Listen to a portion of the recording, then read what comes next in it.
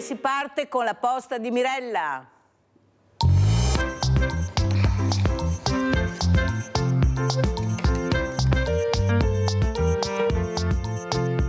E noi apriamo la scatola della memoria, questa scatola dove i ragazzi dell'Istituto Sansovino di Oderzo hanno scritto i pensierini che leggeremo, anche perché ci sarà questa giornata a gennaio 25 e 26 gennaio, non solo 2 giornate, ma dovrebbero essere tutto il mese di gennaio, la giornata della memoria per ricordare cosa è riuscito a fare l'uomo, proprio una cosa allucinante, e continua perché tanto la storia non insegna.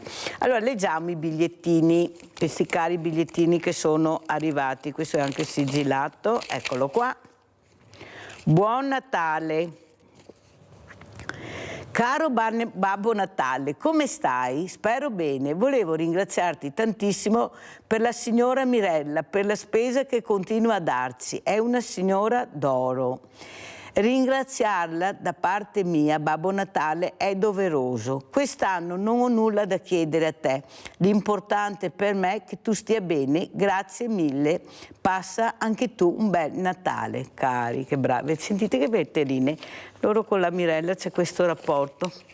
Così, anche se ci sono dei volontari meravigliosi, per loro sono io il punto di riferimento. Cara Mirella, grazie per il vostro impegno verso chi ne ha più bisogno. Auguro a tutti voi un Natale sereno e pieno di gioia, con affetto, e si firmano, tanto per far capire che queste persone si firmano e non sono anonime. Non posso farvele vedere, ma agli ospiti qualche volta faccio vedere. Però adesso leggiamo anche un bigliettino, un pensierino della memoria di questi ragazzi. Questo viaggio è simbolo della crudeltà umana che ognuno di noi deve vedere almeno una volta dal vivo per capire realmente la sofferenza ed il dolore vissuto dalle vittime dell'Olocausto, perché non è solo storia ma memoria per migliorare. Sentite che bravi che sono i ragazzi che si dicono questi ragazzi non interessa, sono cose passate, non le hanno vissute. No, se li fai toccare con mano e forse anche spiegare, ecco, con questi educatori, con questi insegnanti meravigliosi che hanno, genitori a casa naturalmente, perché molti di loro quando vanno in giro fanno solo disastri, perciò è meglio che i genitori stiano a casa e lasciano a chi di dovere di fare questo veramente percorso educativo. Ecco, io vorrei sapere invece, e ringrazio Roberto Volpe, amministratore delegato Fondazione Marzotto. Volpe, lei che letterina ha fatto a Babbo Natale? Cosa ha scritto? È stato felice del 2024, la Befana nel 2025, che calza le ha portato? Grazie Roberto Volpe, prego. Buongiorno Mirella. Buongiorno. Preferirei essere qui in veste di presidente dell'associazione delle case di riposo, perché di fatto ho fatto il mio lavoro. Babbo Natale, ormai per noi strutture per anziani, Babbo Natale ci ha un po' dimenticato come ci ha dimenticato la politica, e non è che la Befana abbia fatto meglio. Per cui, come dico sempre, si accendono i riflettori su di noi a gennaio perché parliamo di rette e poi rimane buio totale per gli altri 11 mesi dell'anno, quindi ecco, è un po' così, c'è un po' di rassegnazione. Senta Presidente Volpe, io non l'ho detto, l'ha detto lei, questo ruolo importante che lei ha di gestire questi diversamente giovani che hanno bisogno di supporto, ma quello che io non riesco a capire, Presidente, è perché questi politici, quasi tutti penso, o tutti, avranno pure degli anziani, dei diversamente giovani a casa. Avranno genitori, nonni, nipoti. Cioè, cos'è che non riesce a capire la politica? E voi date dei numeri importanti, date dei numeri veri che dovrebbero far riflettere su quelli che sono i bisogni di queste creature che dico sempre se siamo diventati così grandi e bravi è merito loro. C'è qualcosa che non torna. Quando vi sedete a questi tavoli, che io non ho capito a cosa servono i tavoli se poi non c'è risultato, perché qui in Italia si fa sempre tavoli, commissioni. alla fine noi ci ritroviamo sempre allo stesso punto, mai un passo in avanti oppure un passetto. Cos'è che non riescono a capire o non vogliono capire? Ma possibile che questo problema che voi dite, non solo lei ma tutti anche i presidenti della SA che ospiti, dicono le stesse cose? Guardate che siamo in una fase pericolosissima. Prego, Presidente Volpe. Ma vede, io credo che il primo tema sia quello del fatto che oggi la classe politica non è una classe politica che pensa in un medio o lungo periodo, ma pensa al brevissimo periodo. È una classe politica che pensa al consenso e non pensa a programmare il futuro delle generazioni. E questo ormai ce l'abbiamo dall'inizio di questo millennio. Guardi, l'altro giorno ho fatto un'intervista in una TV e la giornalista è andata in cerca di una mia vecchia intervista del 2006. Mi ha detto: solo se potrei rimettere quell'intervista del 2006, l'unico problema è che non sarebbe credibile perché aveva i capelli. Ma le cose che dicevo erano esattamente le stesse. Allora qual è il problema? Il problema vero è che nell'agenda politica di questi ultimi 20 anni il tema, in particolare io sottolineo, della non autosufficienza, perché generalizzare dietro la parola anziani, secondo me anche questa soglia dei 65 anni eccetera sono delle grandi stupidaggini. Oggi si vive molto più a lungo, non ha senso definire anziano uno a 65 anni. Io vedo gente di 70 anni che gioca a padel, ne vedo, così come vedo condizioni di non autosufficienza oltre agli 80 anni che ti strappano il cuore, gente che ha perso completamente la memoria, che non riconoscono più i genitori ed altro. Ma a prescindere da questo, è proprio fuori dall'agenda politica. Lei è una giornalista e faccio io a lei una domanda. In questi ultimi mesi di fine anno, quando avete seguito il dibattito sulla finanziaria dello Stato, sulla finanziaria della Regione, avete sentito parlare di non autosufficienza? Io ho sentito parlare di tutti i temi possibili, ho sentito parlare di tariffe della pedemontana, ho sentito parlare di 1000 altri temi anche a livello nazionale, sento continuamente parlare terzo, quarto, quinto, sesto mandato eccetera, ma è possibile che nel dibattito politico così importante, che è quello poi il bilancio di una regione o di uno Stato, è politica, il tema la parola non autosufficienza non è stata pronunciata da nessuno dei senatori, deputati o consiglieri regionali? Le pare possibile? Voi l'avete sentita, che siete giornalisti attenti? Vede, è pericoloso stuzzicare la Mirella, Presidente Volpe, lo sa, che ecco, lei già sorride, perché io penso che in questa trasmissione io parlo tutte le mattine di questo. Il problema è che noi veneti, specialmente noi veneti, che dovremmo fare la sveglia, non riusciamo a svegliarci? Poco. Questo è il grande problema che abbiamo noi. A chi sa parlare meglio noi crediamo, questa è la verità. Senza capire che forse dovremmo andare più a fondo e mettere in bilancia, nella bilancia, quello che è stato fatto e quello che non è stato fatto, le priorità e quelle che non sono le priorità. E invece noi siamo così, non c'è niente da fare. Io lo dico spesso che invece di cercare di capire anche che forse dobbiamo svegliarci veramente se vogliamo che le cose cambino, noi continuiamo col mino vo combatta. No, va bene così, va bene così, è giusto così, è bravi. Allora capisci, io invece che sono come lei in prima linea, specialmente con le fragilità, con quelle persone che non possono difendersi, con quelle persone che invece aspettano un segno dalla politica, da tutta la politica che non arriva mai da anni, come l'ha detto lei, nonostante io dica sempre a cosa servono questi tavoli, queste commissioni che dovrebbero legiferare alla fine qualcosa, perché quello che decide la commissione poi dovrebbe diventare quasi legge, e invece non si capisce niente, cioè non si muove paglia, i soldi non si trovano mai per queste persone, mai, per voi, per aiutare anche queste strutture, già ce ne sono poche, se non le aiutiamo neanche quelle poche, non so, e si continua a parlare di cose inammissibili.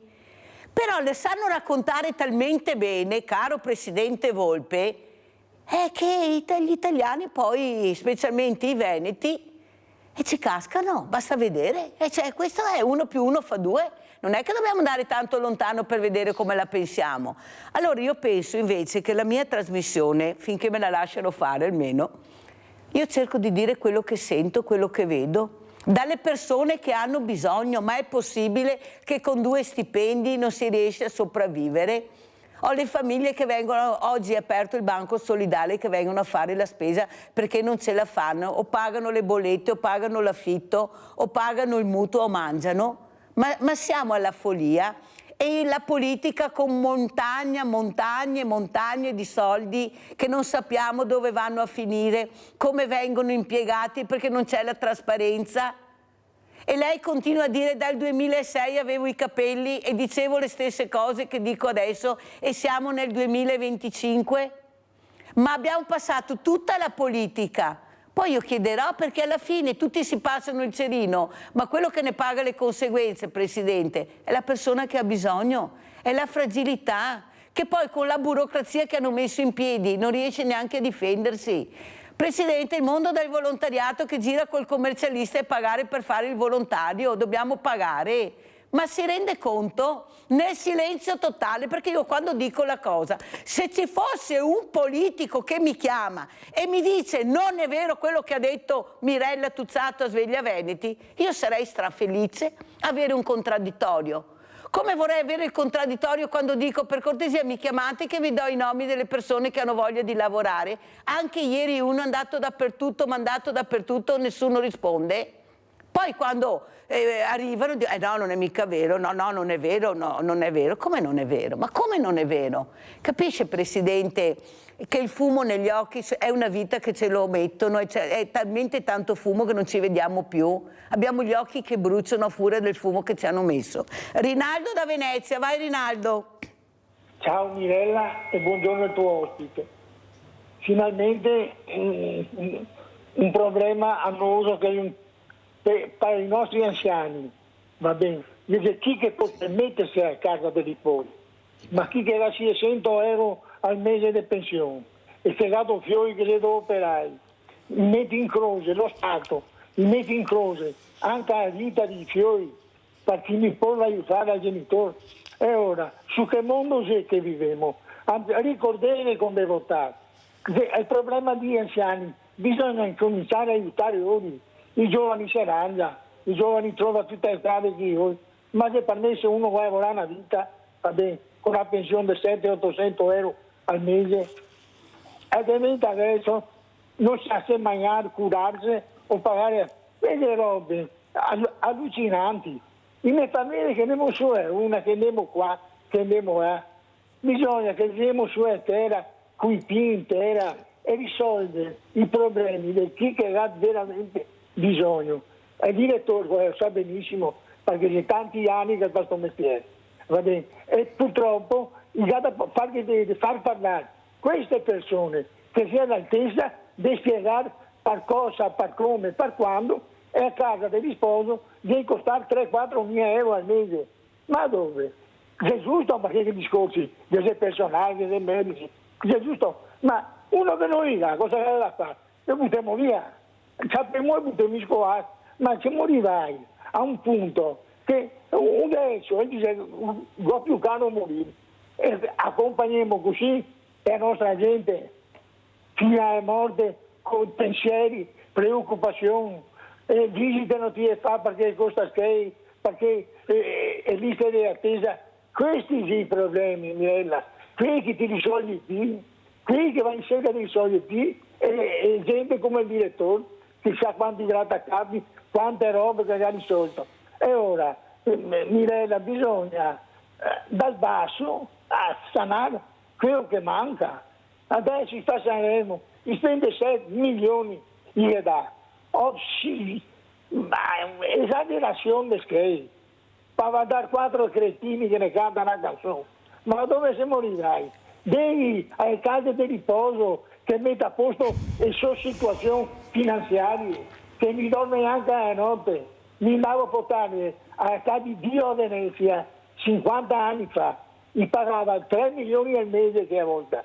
E che va in acqua, che va verso la Giudecca, bellissimo. Ma era un insulto. E dopo che era a San Giovanni e Paolo invece che vieni grumai come strasse perché non hai possibilità. Se è giusto quello che facevano gli altri, che ti dava tutta la possibilità di fare quello che vuoi fare. Grazie per quello che fai, direttore, per la povera gente e soprattutto a te Mirella. Ciao e buon lavoro. Ciao, Grazie Mirella. caro Rinaldo, grazie, guardate veramente è una situazione, qualcuno non si rende conto perché l'immagine, l'esempio che viene dato, quello che si vede è che la gente va a sciare in montagna con queste tute che costano una follia, sci, dopo sci, ski lift, di tutto e di più, ristoranti pieni, alberghi pieni anche a Natale, tutto esaurito, saldi che vanno a gonfie vele, poi intervistiamo gli addetti ai lavori e dicono no, ti epido di più. Ecco, ogni italiano spenderà 200 euro e poi sentite cosa hanno detto quelli che vendono, i negozi che chiudono in continuazione, il piccolo non ce la fa più, ormai sono stati dilaniati, guardate una cosa, in tutte le, anche le città importanti, i grossi marchi che chiudono e va tutto bene. Va tutto bene, io sto bene, qual è il problema? E gli altri si arrangino. Ecco, fortunatamente c'è il mondo della solidarietà che sta cercando di mettere le pezze veramente in maniera importante sui 6 milioni di poveri che ci sono in Italia, che sono anche le famiglie che lavorano e che non ce la fanno a vivere. Però Presidente, adesso io vorrei chiedere, adesso però è il cittadino che ha il coltello dalla parte del manico, perché tutti cercano voti.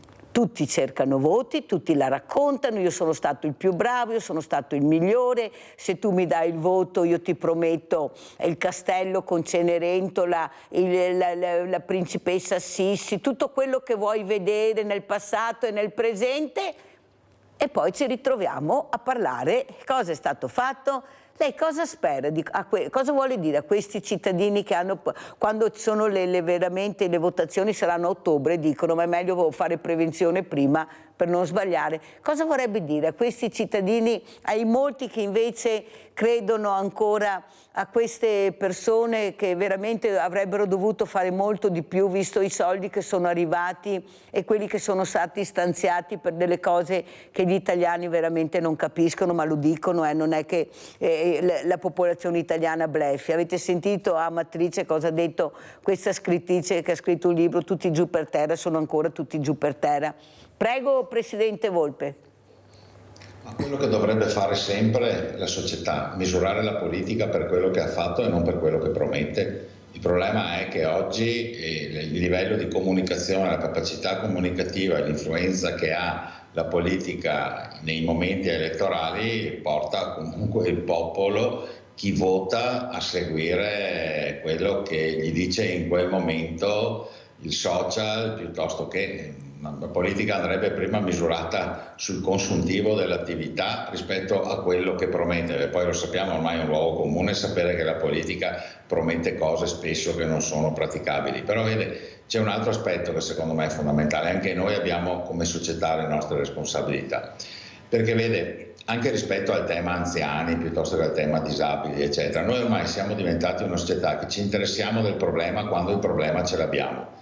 Non siamo più una società che ha l'interesse al bene comune, siamo diventati tutti un po' egoisti, perché io dell'anziano non autosufficiente non mi preoccupo oggi, non mi interessa questo tema. Diventa primario il giorno in cui la mia mamma inciampa, si rompe il femore, a quel punto devo comunque garantire la badante a casa, il posto in casa di riposo e capisco che è come scalare il Monte Bianco. Allora in quel momento io divento un cittadino consapevole del problema. E qui uno dei grandi mali, è come il tema dell'occupazione. Noi oggi non abbiamo in Veneto 3.000 operatori, ci mancano ancora un po' di infermieri ed altro, ma non riusciamo a comunicare alle nuove generazioni che devono investire su questi mestieri, perché tra qualche decennio l'intelligenza artificiale, la robotica azzereranno posti di lavoro che oggi sono i posti di lavoro per molti che danno occupazione. Non riusciamo a comunicare ai giovani neanche questo, che è un lavoro assolutamente dignitoso,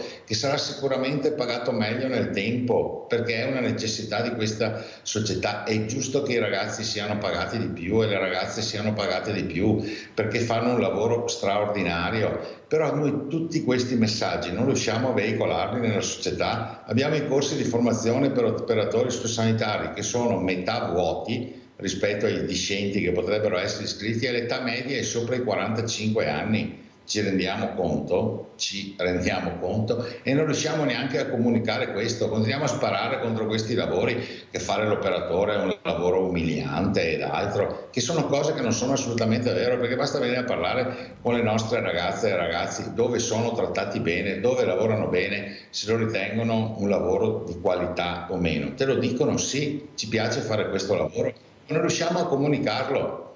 Oggi ormai siamo un paese che mastica brodo.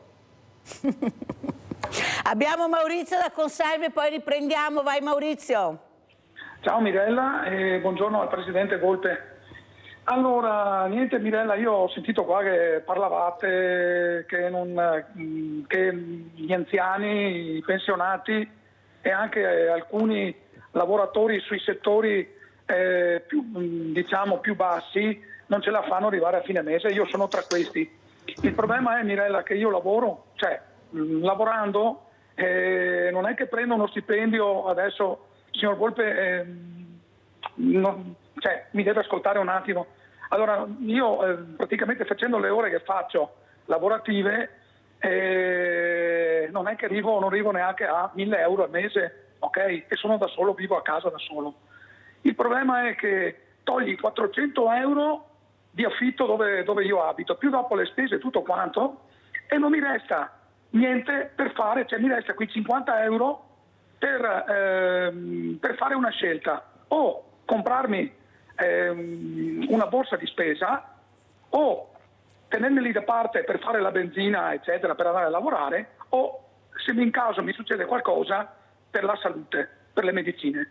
Ecco, siamo arrivati a un punto, Presidente Volpe, che il cittadino non riesce più a veramente a farne uso dei soldi, nel senso che ho questi e con quel piccolo che ho non riesco neanche a tirare avanti, ok? Ecco, se si immagini lei che io non ho neanche adesso in tasca 20 euro per farmi i capelli, siamo arrivati a questo. Ecco, adesso nel mio caso, che lavoro nel settore delle pulizie, adesso vediamo qua, quest'anno dovrebbero scattare l'anzianità, insomma, le ore di anzianità, insomma, ecco, la Mirella ha capito cosa voglio dire. Ecco, speriamo che qualcosa in più magari mi venga nelle ore di lavoro. Ecco, invece di prendere magari, 9 euro all'ora, chissà che mi aumentano a 10, almeno così ho qualcosa in più.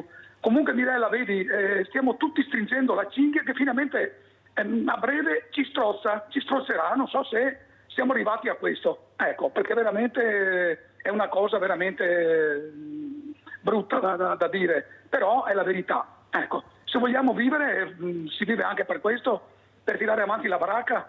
Presidente, questo è il problema. Si sopravvive, non è che si vive. Oggi come oggi si lavora per sopravvivere. Punto. Ecco. Okay. Grazie caro Maurizio, grazie di questa telefonata, grazie. Saluto anche Roberto Rigoni Stern, sindaco di Asiago, grazie anche a lei sindaco di essere qui, lei è anche avvocato oltretutto. Ecco, come va ad Asiago? Invece ci racconti, andiamo a sentire invece anche delle belle notizie, perché tutto sommato penso che ad Asiago non ci siano proprio questi grandi problemi come in certe città dove veramente non hanno la fortuna di sopravvivere neppure delle volte. Prego sindaco. Non è che sia tutto oro quello che luccica, nel senso che anche noi siamo pieni di problemi, però li sappiamo affrontare, perché siamo una comunità coesa che sta facendo degli interventi importanti sia nei servizi sociali ma anche nelle politiche giovanili, per cui diciamo che la situazione è positiva, ecco, in questo momento, ma anche caratterizzata da una grande spinta economica legata al turismo. Ecco, questo è un aspetto fondamentale, perché negli ultimi 5 anni abbiamo avuto un aumento di circa il 42% delle presenze turistiche. Questo qui significa che sta incrementandosi anche il benessere dei cittadini, perché il turismo, come si sa, porta ricchezza, porta miglioramento delle condizioni di vita, e noi abbiamo sempre più persone che decidono, che scelgono di venire a vivere ad Asiago proprio per la qualità della vita che noi sappiamo offrire. Questo è positivo, perché siamo una montagna che è in controtendenza rispetto alle altre montagne della regione Veneto, che invece subiscono il peso dello spopolamento e anche del calo demografico. Diciamo che quindi in questo momento, per fortuna, stiamo andando avanti bene, stiamo crescendo turisticamente, stiamo facendo importanti investimenti nel miglioramento delle dotazioni infrastrutturali, dello sport, dello sci e tutto quello che è fondamentale per poter tenerci al passo con i tempi e soprattutto con la concorrenza che ci viene fornita da molte stazioni turistiche, soprattutto delle province autonome di Trento e Bolzano, che godono sicuramente di più benefici economici rispetto a quelli di cui non godiamo noi. Ecco, quindi stiamo lavorando tanto ed è un periodo positivo per Asiago, per Altopiano, perché cogliamo i frutti di un lavoro enorme fatto negli ultimi 15-20 anni, che ci ha visti molto impegnati nel rilancio turistico di tutto il territorio. E per i diversamente giovani e per le fragilità come siete messi? Come si vive ad Asiago? Ecco, queste persone che ormai abbiamo anche novantenni, abbiamo centenari, abbiamo persone che hanno bisogno anche di servizi, ma non solo loro, anche il mondo dei diversamente agili ha bisogno di servizi. Abbiamo sentito a Belluno che abbiamo ancora gli alberghi che non sono adatti a loro, poveretti, si sono accorti adesso perché forse a qualcuno interessava prendere i voti anche di queste persone, allora li hanno svegliati e hanno detto guardate che forse ci siete anche voi. Cosa dice Sindaco? Qual è il tema che ho toccato prima, no? Adesso mi parla di Belluno che non sono pronti gli alberghi eccetera. Allora, qual è il problema? Che noi stiamo vivendo un'epoca di grande concorrenza sleale rispetto alle località turistiche delle province autonome, lo dicevo prima, dove gli alberghi sono molto più dotati e perché hanno delle sovvenzioni, dei contributi importanti, perché insistono su province autonome che si trattengono l'80% del gettito fiscale, no? Quindi capisco le difficoltà che ha un albergo nella zona del Bellunese a dover far fronte agli importantissimi investimenti che sono quelli legati alla ristrutturazione, all'adattamento della struttura anche per poter accogliere dei turisti con disabilità. Ecco, questo è certamente un aspetto che va sottolineato, perché la ricettività alberghiera della Regione Veneto, soprattutto delle montagne della Regione Veneto, è molto più bassa di livello rispetto a quelle delle province autonome, perché sappiamo benissimo, l'ho detto 2 volte, che c'è una maggiore attenzione, un maggiore investimento anche sul miglioramento di quella che è l'unica industria del turismo, che è l'industria alberghiera, e quella più importante quantomeno industria che è quella degli alberghi.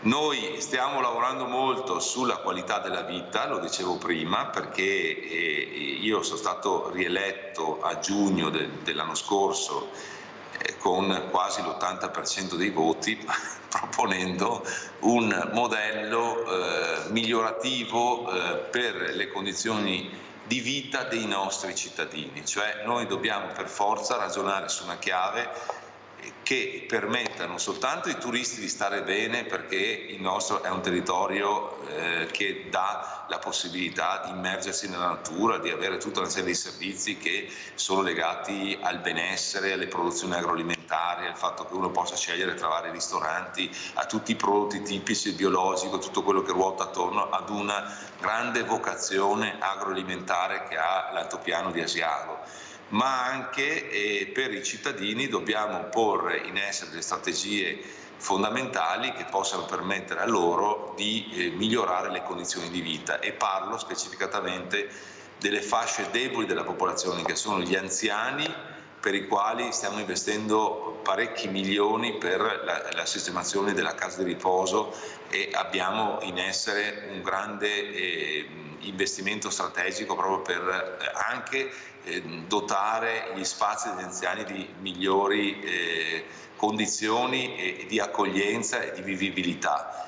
E quindi questo è un passaggio imprescindibile, perché come diceva lei noi abbiamo sempre più anziani che aumentano di età, cioè centenari, persone che superano abbondantemente anche i 90 anni, la popolazione è sempre più anziana, quindi l'attenzione non è rivolta solo alle fasce degli anziani, diciamo così, quelli più avanti con gli anni, per cui stiamo facendo investimenti di più di 2 milioni per il miglioramento della casa di riposo, ma è rivolta anche agli anziani che sono, per così, autosufficienti, che vivono ancora nelle loro abitazioni. La interrompo un secondo, Sindaco, perché sennò mi cade la linea. Abbiamo Sandra da Padova, poi riprendiamo. Vai Sandra. Ciao Mirella e buongiorno ai bravi ospiti. Io prima dicevi che i ristoranti, gli alberghi sono pieni, lì i campi da sci. Cioè io, scusa Mirella, io non ho mai avuto la possibilità, quando ero giovane, di andare a sciare. Avevo un'amica benestante che magari mi faceva provare, così ho imparato anche a sciare e sciavo. Però io non provo invidia per quelli, ma non perché ho un'età, ma anche quando ero più giovane, per quelli che possono permettersi, perché fanno anche girare l'economia. Il discorso è un altro, che lo Stato, gli stipendi, come diceva il signore solito di conserve, non sono adeguati, le spese sono enormi, perché o devi scegliere di mangiare o devi scegliere di pagare la bolletta. Allora non è quello ricco. È chiaro che diventerà sempre più ricco, perché se tu sei bravo a investire i tuoi soldi, da 10 arrivi a 1000.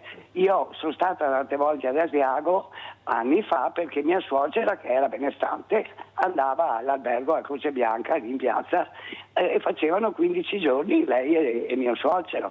È chiaro che io adesso in questo momento non potrei farlo, però lo farei volentieri. Però Mirella, guardiamo sempre quelli che possono, cioè c'è una base di invidia, scusami, non parlo di te, sai, parlo in generale, è quella forma di invidia, però tu devi pensare che dietro a un ristorante, dietro a un campo di sci, dietro a tutto un meccanismo, diciamo, di persone che possono permettersi questi sfizi, queste cose, ci sono i camerieri, c'è tutto un mondo che dà lavoro. Allora io penso che bisogna pensare anche a quello, cioè l'economia, i grandi marchi, le sfilate, tutte queste cose qua fanno girare l'economia, perché a Padova c'è la fila fuori da Hermès, c'è la fila fuori da Louis Vuitton, cioè voglio dire, la fila non c'è, è chiaro, mi piange il cuore quando vedo dei negozi vecchi di generazioni che chiudono,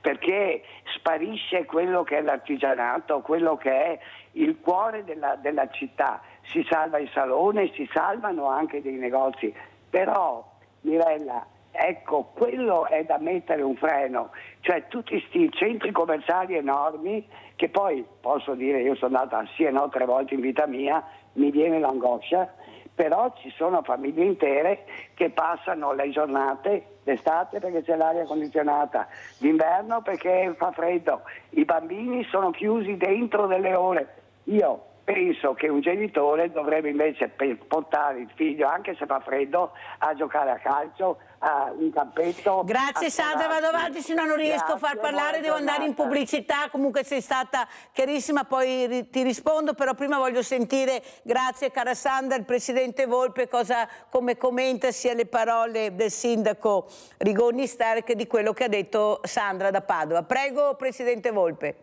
Ma anzitutto saluto il sindaco di Asiago, caro amico, che stimo anche molto e che ha veramente dato un giro di vita alla città, perché Asiago è veramente, credo, una delle eccellenze della nostra regione. Ma vede, ha affrontato anche lui i temi. In Veneto oggi ci sono 370.000 anziani ultra ottantenni, nel 2050 saranno 640.000.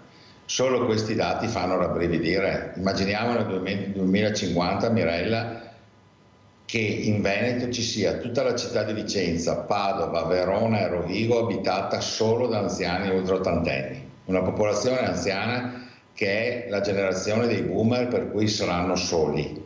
Io apprezzo molto anche le politiche che si stanno facendo su Asiago, hanno 2 importanti strutture, stanno valorizzando molto la struttura pubblica, però guardate che il grande tema è quello della non autosufficienza e della solitudine che avremo in questa popolazione che invecchia.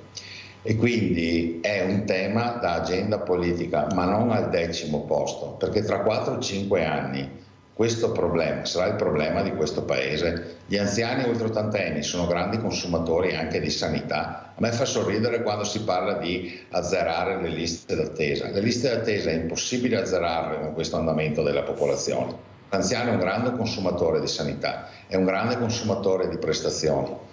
E quindi, torno al tema di prima, è necessario che la politica metta nella priorità dell'agenda politica questo tema, a partire dal Fondo Nazionale della Non Autosufficienza, perché non può essere che un dibattito politico nazionale, il tema sulla finanziaria del fondo, dell'inadeguatezza del Fondo della Non Autosufficienza, non sia stato nemmeno sfiorato da nessuna forza politica e da nessun intervento in aula da parte di senatori e parlamentari. Questo vuol dire che abbiamo un livello di attenzione a questi temi che è marginale, perché non toccano milioni di persone. Però in Italia oggi abbiamo 4.800.000 anziani ultraottantenni, saranno 8 milioni nel 2050. E la risposta della politica spesso è: beh, si arrangerà colui che amministra l'Italia nel 2050. Molto chiaro, Presidente, la ringrazio per questi numeri che lei dà, perché forse qualcuno non li ha ascoltati bene, li ha sentiti, ma forse non li ha ascoltati. Ed è vero che dovrebbe essere al primo posto, specialmente questa popolazione con questi numeri e con queste patologie e queste difficoltà. Però vede, Presidente, e lo dico anche al Sindaco Rigoni Stern, io non devo essere fortunata o bambino o diversamente giovane o fragile di vivere ad Asiago, di vivere a Cortina, di vivere in certe zone. Io devo avere quello che mi aspetta di diritto, perché ho pagato le tasse, pago le tasse, e sulla Costituzione i miei diritti sono chiari, però sono scritti e non sono più attuati, non li vedo, non li sento. Non è questione di invidia, Sandra, nessuno parla di invidia. Tu capisci che noi vediamo persone che a Cortina pagano 1.000 euro al giorno una stanza, 1.000 euro al giorno, se basta. Tu capisci che noi vorremmo anche capire, visto queste entrate, come vengono impiegati questi soldi che entrano anche con il turismo, come l'ha spiegato ad esempio il sindaco Roberto Rigoni Stern. Ecco, dove vengono investiti questi soldi? A cosa si mette al primo posto? Non c'entra mica essere a Cortina o ad Asiago o a Firenze. Io vorrei capire come vengono investiti i soldi che entrano nelle casse comunali, nelle casse provinciali, nelle casse regionali. E chi ha la fortuna, e lo dico anche al sindaco che è anche un avvocato, è il presidente Volpe, di andare in Inter, magari di saper maneggiare queste nuove attrezzature, dice: ma qua dov'è? Dov'è quello che mi interessa, che non lo vedo, le voci? Io le ho lette anche le voci dei soldi che sono stati elargiti alle associazioni, ma gli altri dove sono, le altre associazioni? Chi è che decide come, cosa e chi? Dov'è la preferenza? Perché quella e non io? Capisci, Sandra, cosa voglio dire? La trasparenza dovrebbe regnare sovrana, perché sono tasse che tutti noi paghiamo. Sindaco, cosa mi dice? La trasparenza sui bilanci. Ma guardi, allora, se si parla di bilanci pubblici, credo che sì, la pubblica amministrazione ha dei parametri attraverso i quali viene garantita la massima trasparenza. Cioè, le faccio un esempio: io poco fa sono andato a vedermi sul sito del comune, dove addirittura si pubblicano i biglietti del taxi di cui ho chiesto un rimborso un anno fa. Cioè, quindi praticamente della pubblica amministrazione, cioè tutto quello che tu spendi viene pubblicato, quindi anche le ho fatto un esempio, il biglietto del treno di cui l'assessore chiede rimborso. Quindi c'è una trasparenza che fortunatamente l'amministrazione deve garantire nei confronti dei cittadini, perché c'è una legge proprio sulla trasparenza dell'azione amministrativa che impone alla pubblica amministrazione di mettere in luce tutte le spese che vengono operate. Logicamente poi dipende l'investimento delle somme pubbliche dalla volontà politica, cioè dall'agire politico, per cui l'amministratore pubblico ha la possibilità di destinare i fondi a seconda dei suoi obiettivi politici. E quindi ci sono amministrazioni dove si spendono molti meno fondi per il sociale rispetto a quelli, per esempio, della cultura o delle opere pubbliche, piuttosto che ne so, quindi delle iniziative turistiche. E quindi si tratta sempre di far confluire i finanziamenti, i fondi di bilancio, che per le amministrazioni sono sempre meno, perché voglio sottolineare che le amministrazioni pubbliche, i comuni, hanno sempre minori fondi a disposizione. No? Si tratta quindi di convogliare le poche risorse che ci sono per andare a coprire quei servizi che sono fondamentali a favore di tutta la collettività. Dico questo perché qualche sera fa, parlando ad un incontro che mi hanno invitato ad una cena ad Asiago del Rotary, perché era da tempo che mi chiedevano di andare a parlare di urbanistica, sono rimasti tutti stupiti dal fatto che io ho detto che con i fondi del comune di Asiago si potrebbe fare gran poco rispetto a quello che stiamo facendo sul piano delle opere pubbliche, ma anche sulla qualità dei servizi che noi forniamo come amministrazione. Perché? Perché il bilancio di un comune è sempre più ingessato, piegato, no, sulla cosiddetta spesa corrente. Cioè noi dobbiamo andare in cerca di finanziamenti esterni per poter sostenere i servizi a favore della popolazione. Un esempio classico è quello delle case di riposo. Ecco, saluto Volpe e mi fa piacere trovarlo qui, veramente in una condizione abbastanza inusuale alle 9:53 della mattina, però sono contento che anche queste comparse ma quando chiama la Mirella mi dicono di sì, sindaco, tutti sa, a parte gli onorevoli senatori, perché hanno paura del contraddittorio, loro sono sempre molto impegnati, non so dove, ma quella è una classe di politica privilegiata, ecco, io dico privilegiati, no? Per cui io vorrei che un senatore o un deputato facesse quello che io faccio di un piccolo comune di 6.700 abitanti. Ieri sono stato impegnato in comune dalle 7 della mattina fino alle 9 di sera, ma con 1 miliardo di problemi. Cioè, quindi questi signori non sanno neanche cosa voglia dire fare l'amministratore pubblico, che devi occuparti dei pannoloni delle case di riposo fino ai giochi da prendere per la scuola materna. Meno male che l'ha detto sindaco. Adesso devo assolutamente interrompere perché devo andare, ho forato, in pubblicità.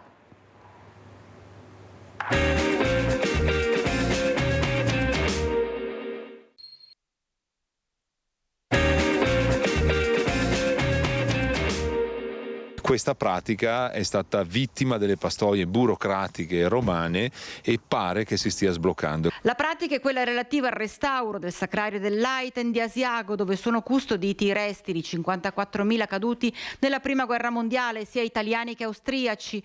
Un simbolo dichiarato la vita per la nostra libertà, chiuso dal luglio del 2023. Pertanto troppo tempo, tutto era finito nella rete della burocrazia romana che ai noi si conosce bene. Questo vi permetterà di ritirare il formulario rosa. Il formulario rosa? È necessario per il rilascio della Sciapassara 38, sportello 12, secondo piano, scala B, corridoio 1. Una parodia dei grandi Goscinny e Uderzo, con mezzo secolo di vita, che si avvicina molto alla realtà dei fatti di oggi e forse finalmente dagli uffici dei palazzoni della capitale qualcosa si muove. Solo quando lo scorso anno è venuto ad Asiago su nostro invito il ministro Crosetto, il giorno dopo è stata data la possibilità ai tecnici già individuati di avviare la progettazione preliminare, che sta confluendo proprio in questi giorni nella progettazione definitiva. Quindi questo ci fa sperare che l'anno prossimo possano essere affidati i lavori con le regolari gare d'appalto. Ma in tutti questi anni anche sono lievitati i costi per realizzare questi lavori. Si parla oggi di 12 milioni di euro. Proviamo a immaginare a quello che è l'incidenza dell'aumento delle materie prime, dei costi in questi ultimi anni, che c'è stata un'impennata dei prezzi, no, dovuta all'inflazione. Però ecco, la notizia che abbiamo avuto ieri è che pare che il Ministero voglia stanziare ulteriori fondi fino ad arrivare a circa 12 milioni di euro di investimento per la realizzazione di un museo multimediale. Quindi la copertura finanziaria c'è. Un atto dovuto, dice il sindaco, nei confronti dei nostri luoghi della memoria. Vorremmo che questi spazi potessero ridiventare luoghi di riflessione sul dolore, sulla sofferenza, sull'atrocità di una guerra da cui si è avviato quindi un percorso per poter formare l'Europa unita. Allora, Presidente Roberto Volpe, come commenta questo servizio e cosa vuole dire il Sindaco Roberto Rigoni Stern, Sindaco di Asiago?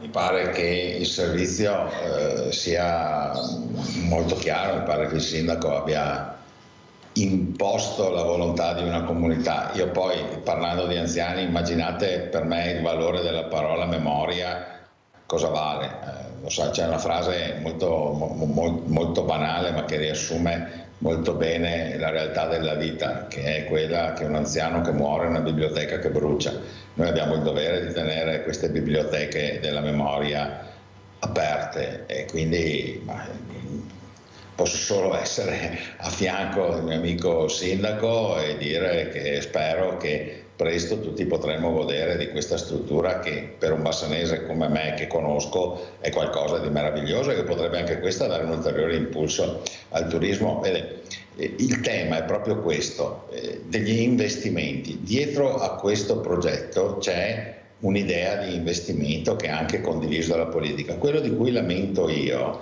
è il fatto che non c'è pari dignità rispetto al tema anziani e non autosufficienza, non c'è la sensibilità e l'attenzione a questo tema. Qualche settimana fa abbiamo fatto in Veneto i primi stati generali degli anziani, di 2 giorni intensi, abbiamo parlato di anziani, abbiamo coinvolto gente da tutta Italia, sono stati invitati tutti i sindaci del Veneto, ne sono venuti pochissimi. Però non ci si rende conto che questo sarà, e lo continuo a sottolineare, magari quando ci risentiremo nel 2025 mi dirà che avevo già detto nel 2035 mi dirà che 10 anni prima avevo detto le stesse cose. Questo sarà il problema di questo Paese. I numeri non possono essere valutati politicamente, i numeri sono numeri.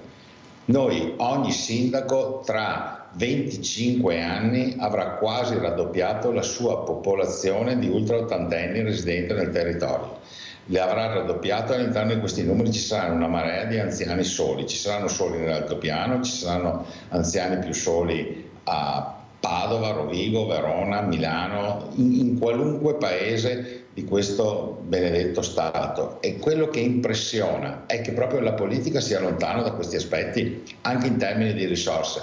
Sono d'accordo, ma il problema più grosso oggi, guardate, che è la forza lavoro. O noi cominciamo a far capire ai giovani che questo è un mestiere su cui investire, facendo anche poi necessariamente politiche di migrazione guidata, o guardate che potremo avere tutte le risorse del mondo ma non avremo la forza lavoro per rispondere a questi bisogni. Oggi ci sono strutture per anziani in Veneto, sui 33.000 posti letto che ci sono, sulle 347 strutture, ci sono oggi strutture che hanno qualche reparto chiuso perché non hanno personale, con una lista d'attesa di 10.000 anziani non autosufficienti in Veneto. Senta, Presidente Volpe, devo correre perché il tempo è tiranno, poi lo devo chiedere anche al Sindaco Rigoni Stern.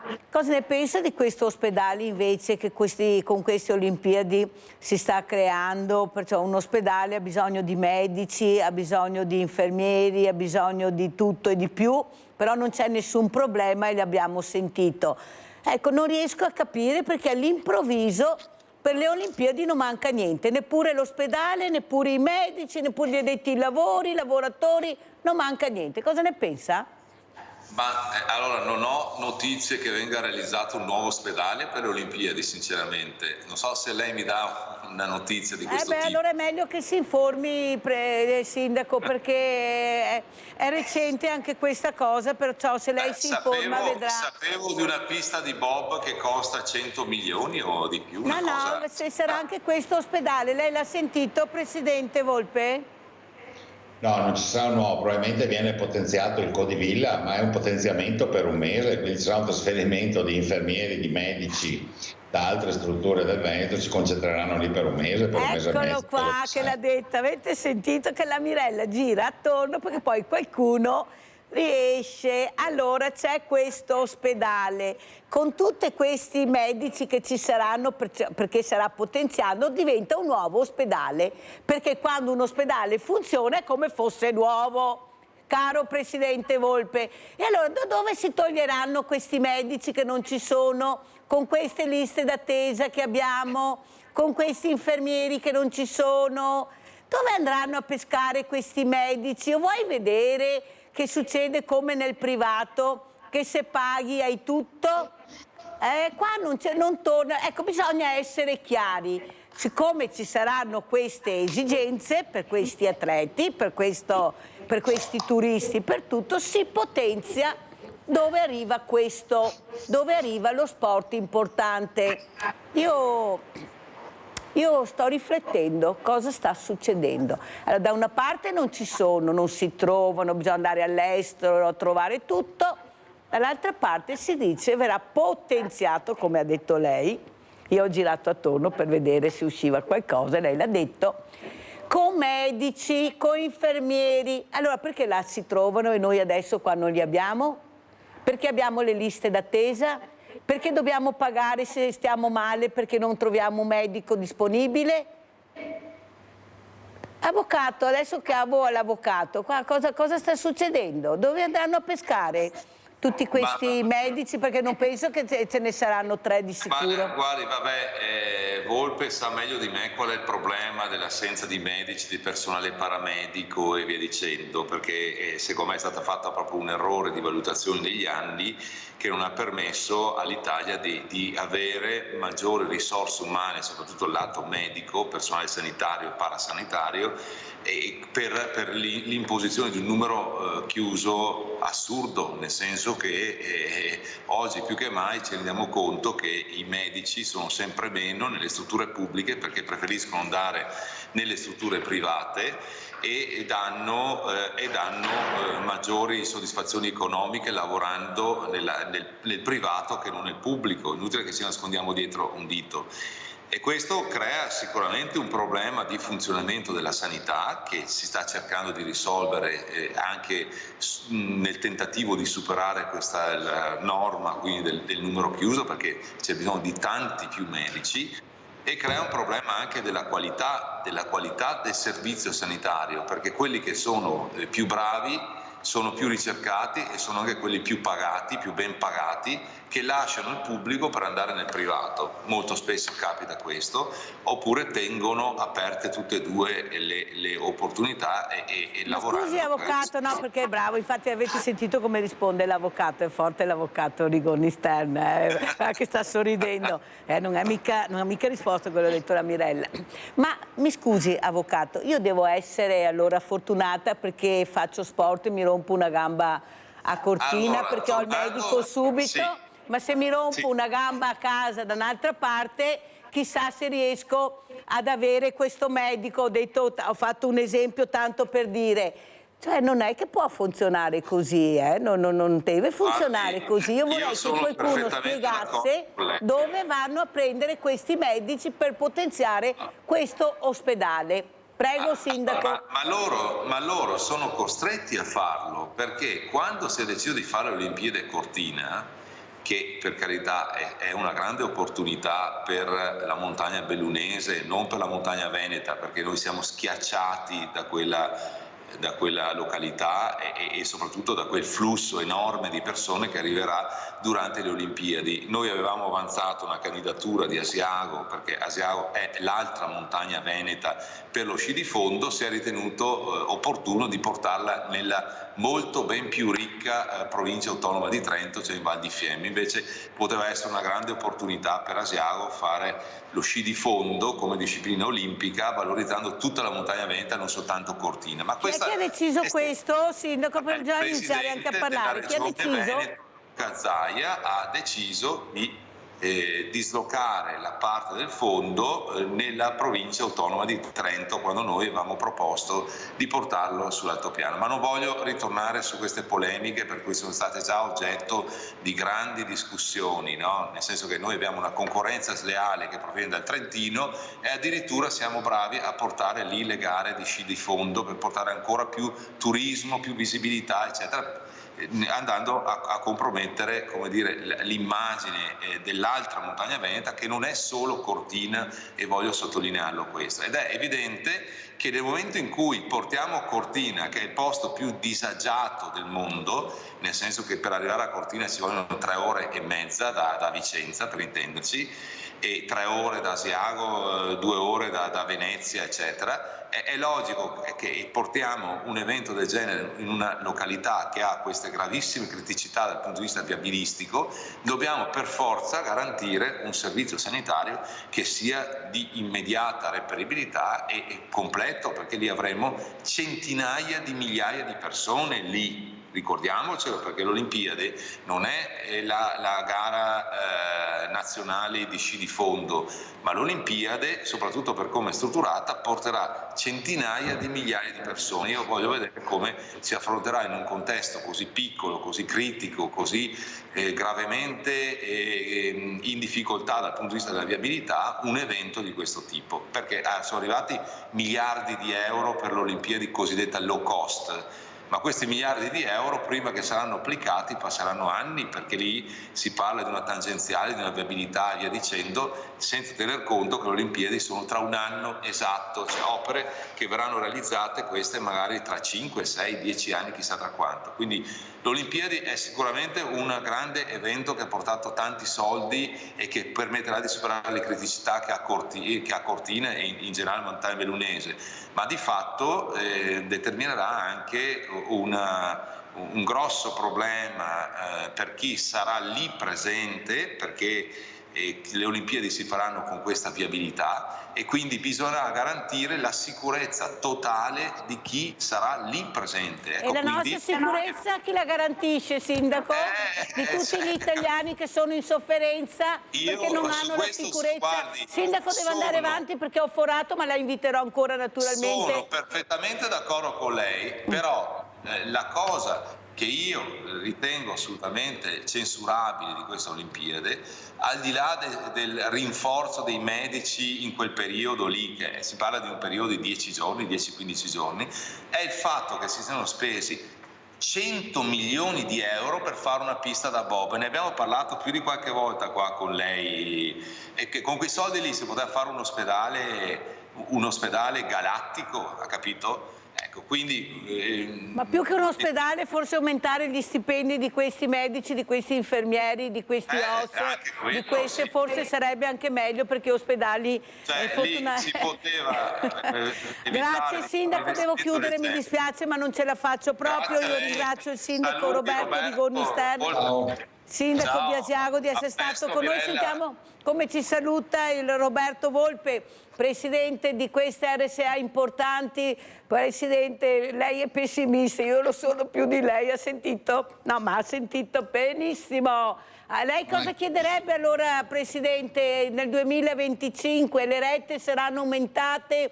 Come si vivrà il 2025? Mi raccomando, non ammalatevi nel periodo che ci sono le Olimpiadi, non ammalatevi. State attenti a tutto, perché se andate poi all'ospedale ci saranno forse problemi. Prego, Presidente Volpe.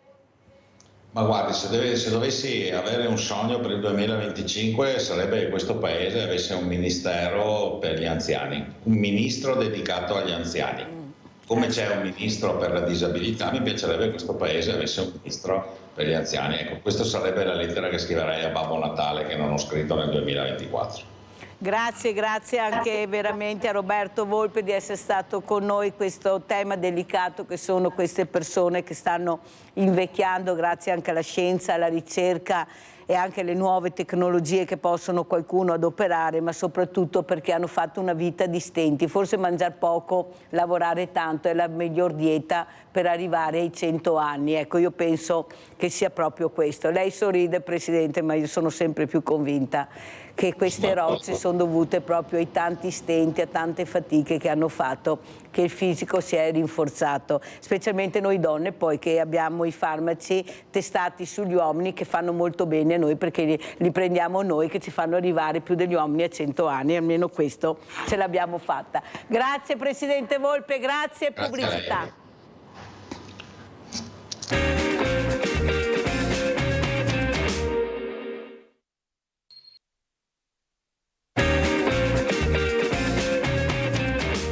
Ed è veramente un piacere avere ospite questa mattina Angelo Tronchin, Presidente AIDO Provincia di Treviso. Presidente Tronchin, grazie di essere qui perché ci sono delle cose importanti invece che anche grazie anche a questo concerto che è stato fatto dal Presidente Tullio Giacomini, questa persona meravigliosa al Teatro del Monaco con questi ragazzi dai 12 ai 22 anni, questi musicisti meravigliosi, ma soprattutto quella serata si è parlato di donazione di organi, c'era la Banca dei Tessuti.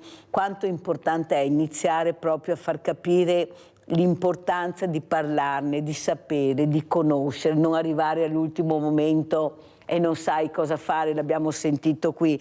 Presidente, cosa ci dice, come si sta aprendo il 2025? Prego. Beh, diciamo che il 2025 si apre con dei buoni auspici. Mi è arrivato da poco il report del 2024 sulle donazioni e c'è stato un netto miglioramento, diciamo, per quanto riguarda le donazioni. Abbiamo avuto un aumento del 5% rispetto all'eccezionale anno che era il 2023. Perciò sotto questo aspetto stiamo facendo dei passi molto molto importanti.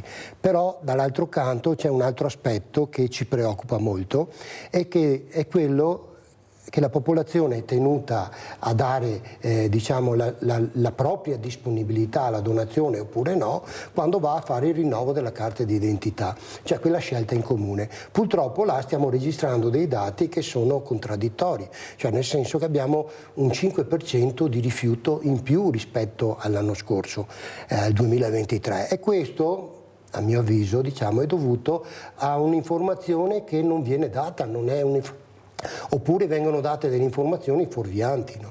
Perché un'informazione corretta non penso che i cittadini quando ricevono un certo tipo di informazione poi dicono no alla donazione, anche perché se noi andiamo a confrontare i dati che arrivano dalle rianimazioni, cioè chi dà il consenso attraverso la rianimazione, diciamo la percentuale è molto più bassa di rifiuto, no?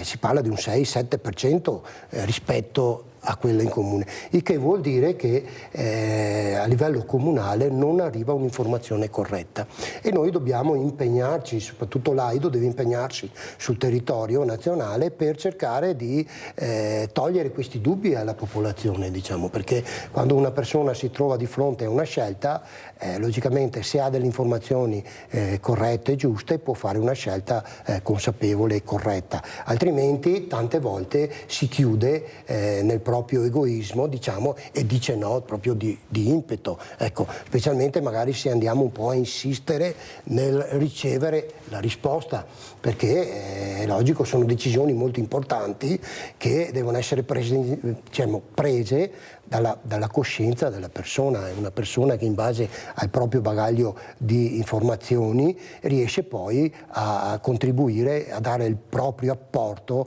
nei confronti della società. Dobbiamo pensare che ci sono più di 8.000 persone che sono in lista di attesa, che sono in attesa di un trapianto annualmente, diciamo, e purtroppo queste persone, se non ricevono il dono, sono destinate a mancare nel giro di breve tempo. Ecco, e questa diciamo, sono le cose che ci fanno riflettere molto, ecco. Presidente, ha dei dati per capire l'età media che abbiamo dei donatori? Chi è che dona? Perché noi siamo anche curiosi, vogliamo anche capire, perché forse anche questo serve. Ma diciamo che attualmente io non ho questi dati, no? So che su alcuni organi non c'è limite di età, diciamo, per quanto riguarda il trapianto, e quando si parla di rene, quando si parla di fegato, diciamo, questi sono organi che non dipende dall'età, ma dipende dalla funzione biologica dell'organo, e questo viene deciso di volta in volta dall'equipe medica, ecco. Certamente poi altri organi sono legati un po' all'età. Ad esempio? Beh, ad esempio il cuore, diciamo, è legato all'età, perché essendo un muscolo, diciamo, non può, invecchiando, i muscoli invecchiano, di conseguenza abbiamo diciamo una risposta inferiore. Sotto questo aspetto sono stati fatti ulteriori passi, anche perché recentemente c'è la possibilità di avere la donazione di cuore da persone che muoiono, diciamo, per arresto cardiaco. È un po' un controsenso, uno dice: ma come? Uno muore per arresto cardiaco e dona il cuore? Beh, in realtà è che la morte avviene solamente per arresto cerebrale, cioè quando il cervello non funziona più, la persona, diciamo, è morta. Ecco, le tecniche per capire quando una persona è morta principalmente sono due: una avviene in rianimazione, perché la persona è assistita da dei macchinari, perciò mantiene in funzione gli organi, e l'altra invece è quella che generalmente è la più usata, diciamo, è quella che si attende per 20 minuti l'arresto, cioè si aspetta 20 minuti di arresto cardiaco, cioè il cuore si ferma per 20 minuti. L'Italia ha messo questa legge di 20 minuti, altri paesi non sono 20 minuti ma sono inferiori, ma l'Italia è un paese molto garantista sotto questo aspetto, perciò aspettano 20 minuti, dopodiché decretano la morte del paziente. A questo punto, se la morte non è stata data, diciamo, per un problema cardiaco, ma per un problema cerebrale di comando al cuore, ecco che questo cuore può essere riutilizzato, e questo avviene in Italia. E difatti un aumento sensibile delle donazioni cardiache, diciamo, è dato anche da questo sistema, diciamo.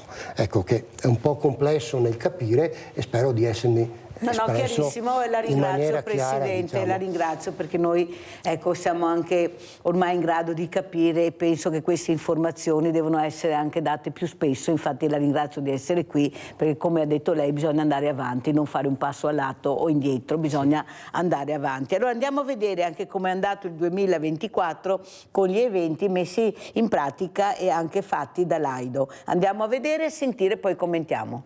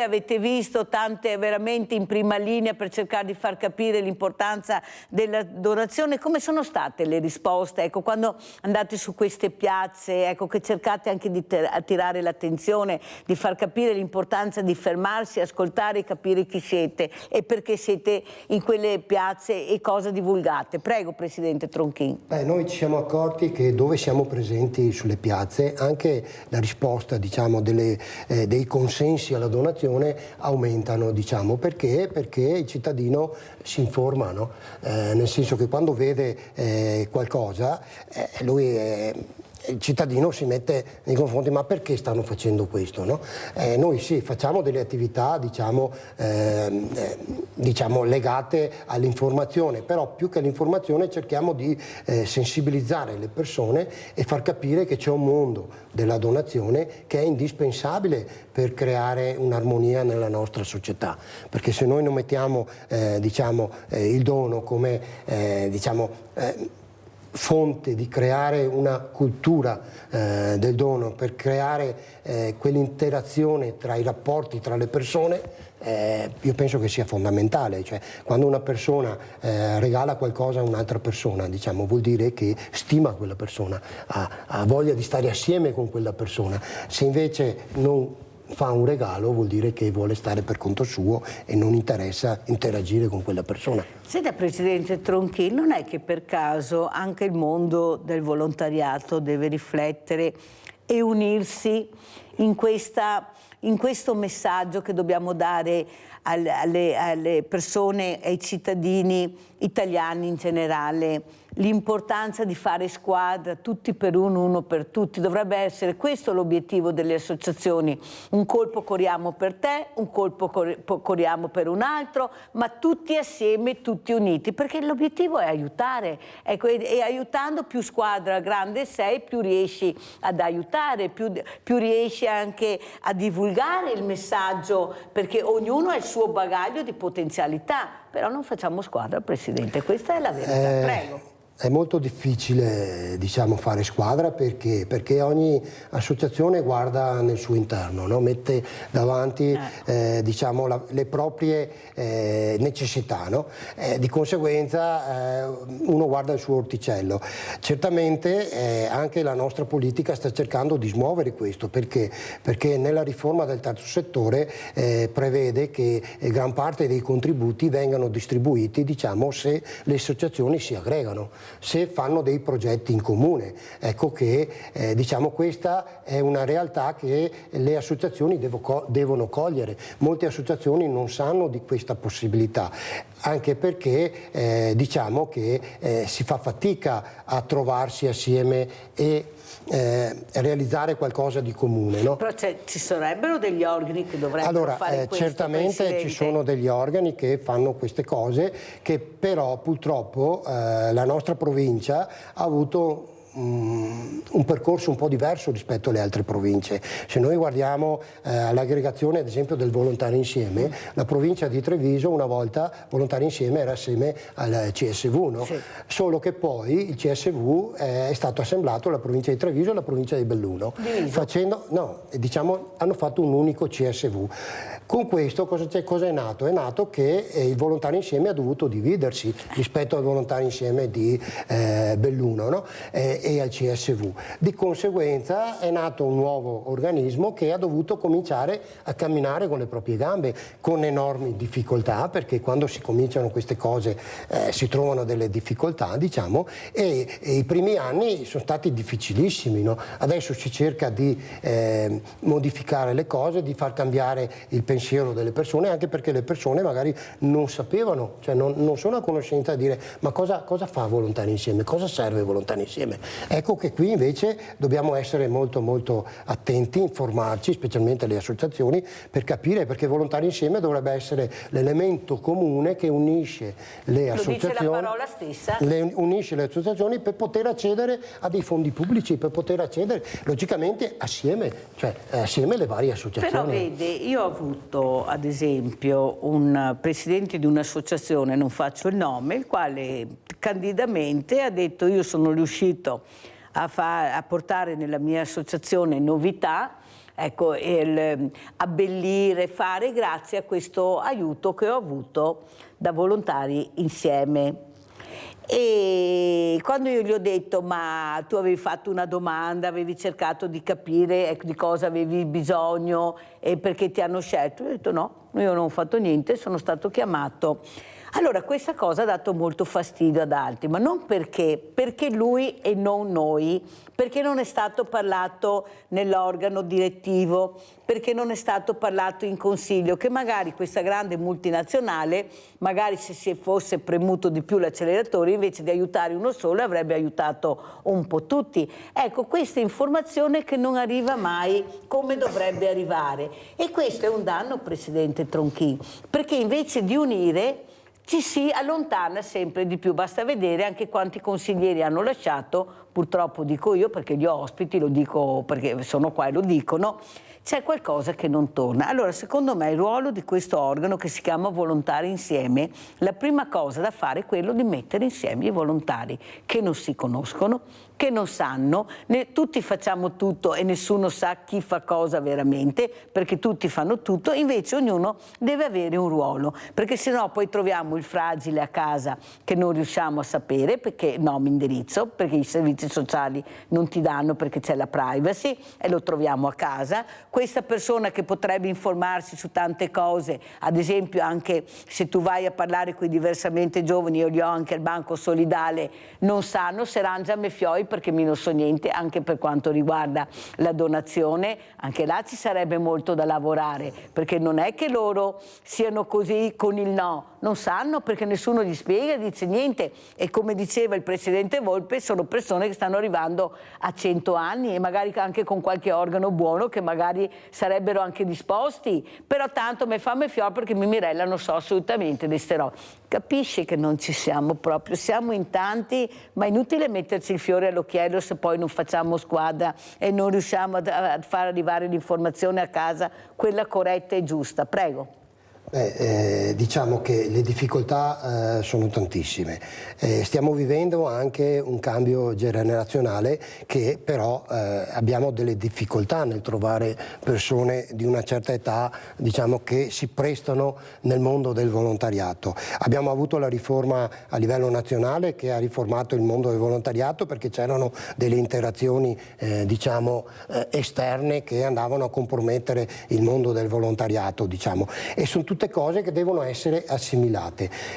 Logicamente le persone che lavorano nel mondo del volontariato lavorano mettendo a disposizione il proprio tempo, e quando si parla di volontariato si parla di volontari, cioè non si parla di persone che percepiscono, diciamo, compensi, ma sono persone che mettono a disposizione il tempo a titolo gratuito, al massimo ricevono dei rimborsi spesa se devono spostarsi, ecco. Logicamente quello vero, quello serio parliamo, sì, attenzione, che lo vede, ecco, perché ecco, vedete che sorride Tronchi, perché c'è quello anche pagato che poi dice che è volontariato, che non lo è, Noi stiamo... Allora lo interrompo perché saluto veramente, dico grazie a Jonathan Montanariello che è arrivato, consigliere della Regione Veneto del Partito Democratico. Grazie Montanariello di essere qui, stiamo parlando di volontariato, prima abbiamo parlato di RSA, abbiamo parlato di Cortina, abbiamo parlato di Asiago che la Regione non ha messo all'interno di queste Olimpiadi Asiago, ma è andata in Trentino Alto Adige, perché così ha detto il presidente, il sindaco di Asiago Roberto Rigoni Stern. Allora grazie di essere, intanto è arrivato, tardi ma è arrivato, però lasciamo finire Tronchi, poi passiamo a Montanariello. Prego Tronchi. Ecco che tornando al nostro discorso dei volontari, è logico che i volontari, diciamo, devono anche loro formarsi ulteriormente nei cambiamenti che avviene all'interno della nostra società, nei cambiamenti appunto anche di destinazione di questi fondi, diciamo, perché poi i tempi quando escono i bandi sono abbastanza stretti, diciamo, l'iter burocratico è molto complesso e le persone si devono affidare a dei professionisti sotto questo aspetto. Ecco che qui entrano in ballo le grosse associazioni che hanno la possibilità di avere una maggiore conoscenza nei confronti di questi. E pagare? Beh, diciamo che una parte... il professionista deve pagare, lavorano, però, però noi abbiamo allora, anche... il mondo del volontariato deve pagare per fare il volontariato e tirare col commercialista mi sembra una cosa fuori del normale, addirittura anche con l'avvocato, perché qualcuno mette dei paletti incredibili perché pensa di essere il re della politica. Andiamo a sentire Stefano da Mantova, se non mi cade la linea, e poi andiamo da Montanariello. Vai Stefano. Ciao Mirella, ascoltami, io dico una cosa, questo mi sembra un sistema contorto, perché se io vado all'ospedale di Peschiera che è privato e se entro paga sempre lo Stato, se vado a Mantova che è pubblico paga sempre lo Stato. Allora, se ci sono gli ospedali pubblici, io scelgo di andare all'ospedale pubblico, paga lo Stato. Se vado in un ospedale privato devono pagare i ricchi, perché se no qua ci troviamo che nell'ospedale pubblico si tolgono le risorse per darli a quelli privati che poi ci vanno anche i ricchi. Allora, se i ricchi vanno nell'ospedale e hanno la possibilità privata, se lo pagano. Noi che non abbiamo la possibilità andiamo in quello pubblico e lo Stato ha i soldi per curare le persone. Grazie Mirella, vai avanti così. Grazie caro Stefano. Allora sentiamo Jonathan Montanariello, che non è proprio privato pubblico, c'è anche pubblico e privato assieme. Prego Montanariello, quante cose in regione che vogliamo sapere? Buongiorno Mirella, ti chiedo scusa del ritardo, ma qua come vedi non si trova a posto, non riuscivo neanche ad entrare in ufficio, mi sono fermato, mi sto collegando dalla macchina. Ma che dire, avete parlato di tanti temi importanti, ma un passaggio interessante su quello che diceva l'ultima telefonata. Guardate che oggi siamo tutti bravi a dire ciò che non funziona nella sanità, però io credo che una riflessione apolitica oggettiva dovremmo farla tutti. Ovvero che ciò che accade oggi nella sanità è frutto di una mancanza di pianificazione che c'è stata in questi ultimi 15-20 anni, ma è un dato oggettivo, perché la gente non va in pensione dalla sera alla mattina. Tu sai una persona che nel tuo organico tra quanti anni andrà in pensione, quindi le assunzioni che devi fare, le formazioni che devi fare, quindi è tutta una questione di la sanità si mantiene in piedi quando c'è una buona pianificazione. È come il tema dei medici di medicina generale, Mirella, lo abbiamo già detto insieme, non è che all'improvviso tutti i medici di medicina generale sono andati in pensione insieme. In questi anni la Regione Veneto, secondo i dati del Ministero della Sanità, quindi non dati di un consigliere che fa politica, è stata la regione in Italia che ha investito meno nelle borse di formazione per i medici di medicina generale, perché ricordiamocelo che prima del decreto Calabria, avvenuto in termini particolari con la pandemia, tu potevi anche essere laureato in medicina, dovevi fare la scuola di medico di medicina generale, avere la specializzazione per fare questo tipo di professione. E se tu sei stata per 10 anni la regione che ha investito in Italia meno su questa figura, non è che poi possiamo dire che manca quella figura. Mi permetto un passaggio, sentivo che si parlava di volontariato. Io concordo con quello che diceva il suo ospite in studio. Guardate che le ultime riforme che stanno facendo sulle ODV sono davvero deleterie, perché vuol dire che tu al volontariato, che ricordiamoci, intanto il Veneto lo ha detto anche il Presidente della Repubblica che eccelle per il suo volontariato, ma il volontariato molto spesso va ricordato che, ahimè, di fronte a un pubblico che arretra sempre di più, soprattutto per quanto riguarda i servizi alla persona e la fragilità, è tutto in carico del volontariato. Ma voi pensate semplicemente per far attraversare i bambini a scuola, oppure le organizzazioni di volontariato che di fronte a un trasporto pubblico che salta sempre di più portano le persone negli ospedali a curarsi, gli Auser, gli Anteas, gli ADA, l'Anfas, portano le persone ad avere terapie anche oncologiche a volte all'interno degli ospedali su e giù, tutto il mondo del terzo settore. Cioè il volontariato oggi sopperisce ad un pubblico che arretra sempre più, perché si occupa sempre meno dei bisogni della persona. Addirittura ci sono comuni che ci sono le portinerie sociali che preparano le pratiche per le persone bisognose e dopo li girano agli assistenti sociali. E allora tu un valore aggiunto che hai enorme nella nostra società non puoi andare a pensare che devono mettere il commercialista, cioè, o fanno volontariato o diventano burocrati e usano le loro risorse per pagare i professionisti invece di fare quello che è la loro vocazione, ovvero occuparsi del prossimo, no? La persona al servizio della persona. Viene svilito questo, perché la persona diventa a servizio della burocrazia e di costi che non sono legati alla cura del più fragile, come molto spesso il volontariato, le ODV e la vocazione del terzo settore è. Quindi è una follia questa cosa qui. Però è una follia però che è stata attuata e noi abbiamo visto tanti volontari che hanno lasciato perché veramente non riuscivano a reggere questa enorme burocrazia che è arrivata e non si riesce a capire perché se vuoi anche cambiare il direttore d'orchestra, ma l'orchestra è sempre quella perché passi in avanti non ne facciamo, anzi ci fanno tornare indietro perché non sappiamo neppure adesso come andrà a finire Tronchin, no, con questi ATS, con queste, come dice, unioni che devi fare per avere più soldi e dai questi soldi. Il volontariato fino adesso è andato avanti da solo e ha sempre cercato di aiutare e non ho visto e non ho sentito che abbiano fatto morti, incidenti, di tutto e di più. Adesso bisogna andare a scuola, bisogna fare formazione.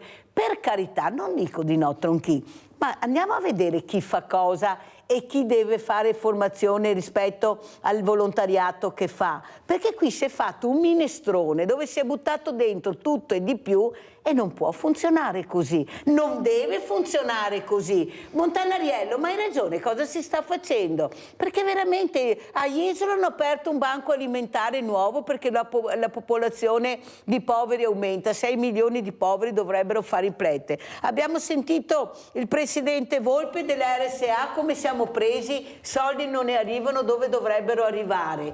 Le fragilità non ne parliamo, la disabilità non ne parliamo, scuole non ne parliamo.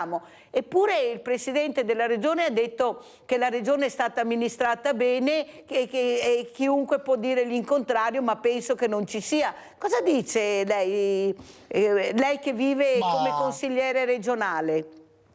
Ma io sinceramente la formazione la farei ai politici, a tanti miei colleghi che da troppi anni vivono nei palazzi e sono scollegati dalla realtà. Lo dicevo anche l'altro giorno quando siamo andati a manifestare con i cittadini perché chiudono gli uffici postali e gli dicono ai fragili, agli anziani che 10 chilometri più lì, magari anche senza bus, c'è un altro ufficio postale dove possono andare magari a prelevare i propri risparmi, visto che magari in quel quartiere non c'era neanche la banca e il conto corrente si è fidelizzato alle poste. Quindi io la formazione la farei a tanti politici da troppo tempo che vivono nei palazzi e sono scollegati con la realtà. Il presidente Zaia omette però di dire alcune cose. Il presidente Zaia dovrebbe ricordare che tutte le parole in politica trovano attuazione e declinazione al momento del bilancio, perché il momento del bilancio è l'atto supremo dove tu decidi di tutte le cose che hai detto, quella che vuoi finanziare e quindi quella che vuoi fare e quella che non vuoi fare, che quindi non finanzi, o che vorresti fare ma non gli dai priorità. Noi nell'ultimo bilancio abbiamo pagato 44 milioni circa per i conti che preventivamente erano stati fatti e sono risultati diversi, per dire, della Pedemontana. Una parte di questi soldi, va ricordato, che sono risorse a libera destinazione del gettito fiscale che vengono dall'aumento dell'IRAP. E allora è evidente che il presidente dell'RSA, che ci siamo anche trovati qui da lei quella volta, abbiamo avuto un dibattito, se tu decidi di mettere i soldi sulla Pedemontana perché hai fatto un'opera che non funziona, tant'è che stai provando ad abbassare i pedaggi per farla funzionare, non è che la coperta è corta, sei tu che prendi una parte di quella coperta e la metti su altro. Cioè queste cose noi dovremmo cominciare a dirle. Cioè i soldi, abbiamo dato mi pare 6 milioni non so per quanti anni ai palaghiaccio, ma per carità nessuno ha nulla contro il palaghiaccio, guai chi li tocca, ma io credo che questo sia un momento dove ci sono persone che non trovano i ricoveri nell'RSA. Abbiamo fatto una riforma degli ATS che siamo l'ultima regione in Italia ad averla fatta con tutta fretta e abbiamo messo 5 milioni e mezzo, che guardate 5 milioni e mezzo diviso per gli ATS, diviso per i 3 anni che sono 2 milioni, 1 milione e mezzo, sono 80.000 euro all'anno ad ATS. Cioè, guardate che semplicemente il dirigente che deve andare a gestire da contratto nazionale guadagna di più di quegli 80.000 euro all'anno, Senta, Montanariello, devo correre perché purtroppo il tempo è tiranno, ma la domanda gliela devo fare. Abbiamo sentito che verrà potenziato questo ospedale a Cortina per queste Olimpiadi importanti che ci saranno, e abbiamo sentito anche cosa ha detto il sindaco di Asiago, quanti turisti arriveranno, quanti atleti, quante persone, una marea infinita. Lui dice anche: voglio proprio capire come gestiranno. Ma mi scusi Montanariello, lei sa qualcosa dove andranno a prendere questi medici, questi infermieri per potenziare, anche se durerà 15 giorni, 10 giorni, quello che durerà?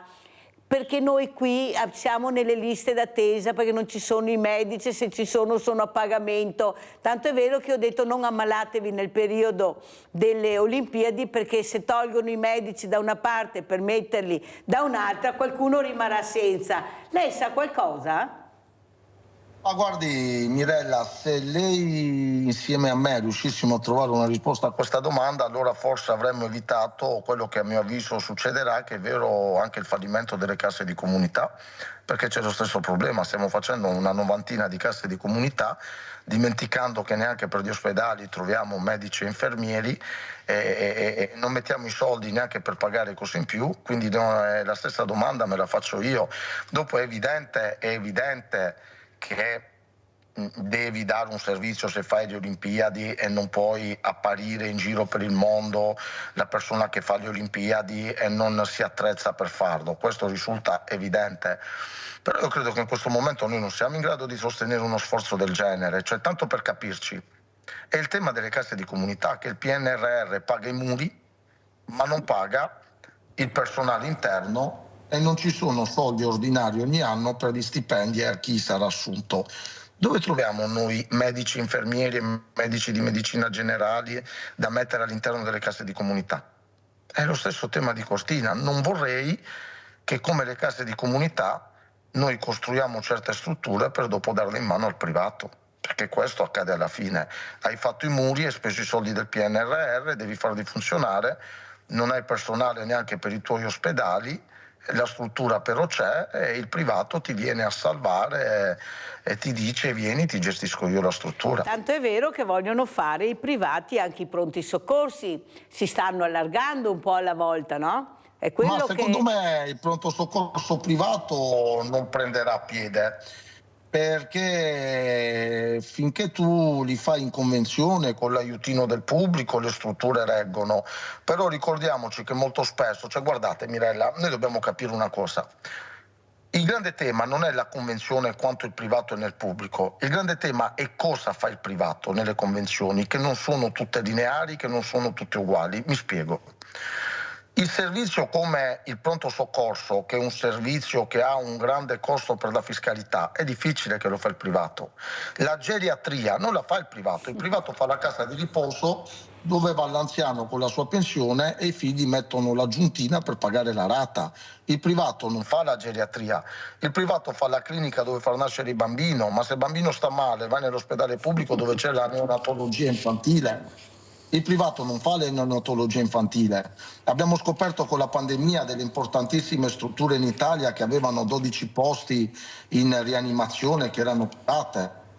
Cioè il privato generalmente, come la vocazione della libera impresa legittimamente gli permette di fare, fa quei servizi dove c'è profitto. È il pubblico che dovrebbe avere un ruolo regolatore, perché a sto punto sa cosa accade? Che il problema non è il privato, perché ci sono i comunisti, i marxisti che vogliono l'esproprio proletario contro i liberisti di Smith. Non è questo.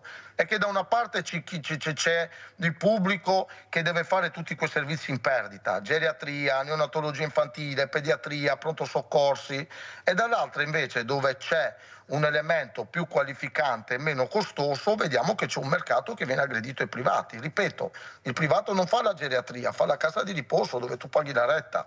Il privato non fa, difficilmente fa le Sì, però fa delle case di riposo che costano anche tanti soldi. Gli anziani, diversamente giovani, con le pensioni che hanno, non hanno la possibilità di pagare, compresi i familiari. Questa è la verità, bisogna dirla tutta. Però, meglio Mirella, che andiamo a sentire Laido Montanariello, questo concerto meraviglioso che è stato fatto dal Monaco di Treviso per far capire l'importanza della donazione. Andiamo a sentire questa intervista sia al presidente Tronchin che a questo trapiantato che farà lui assieme a Tullio Giacomini, il presidente di questa meravigliosa orchestra.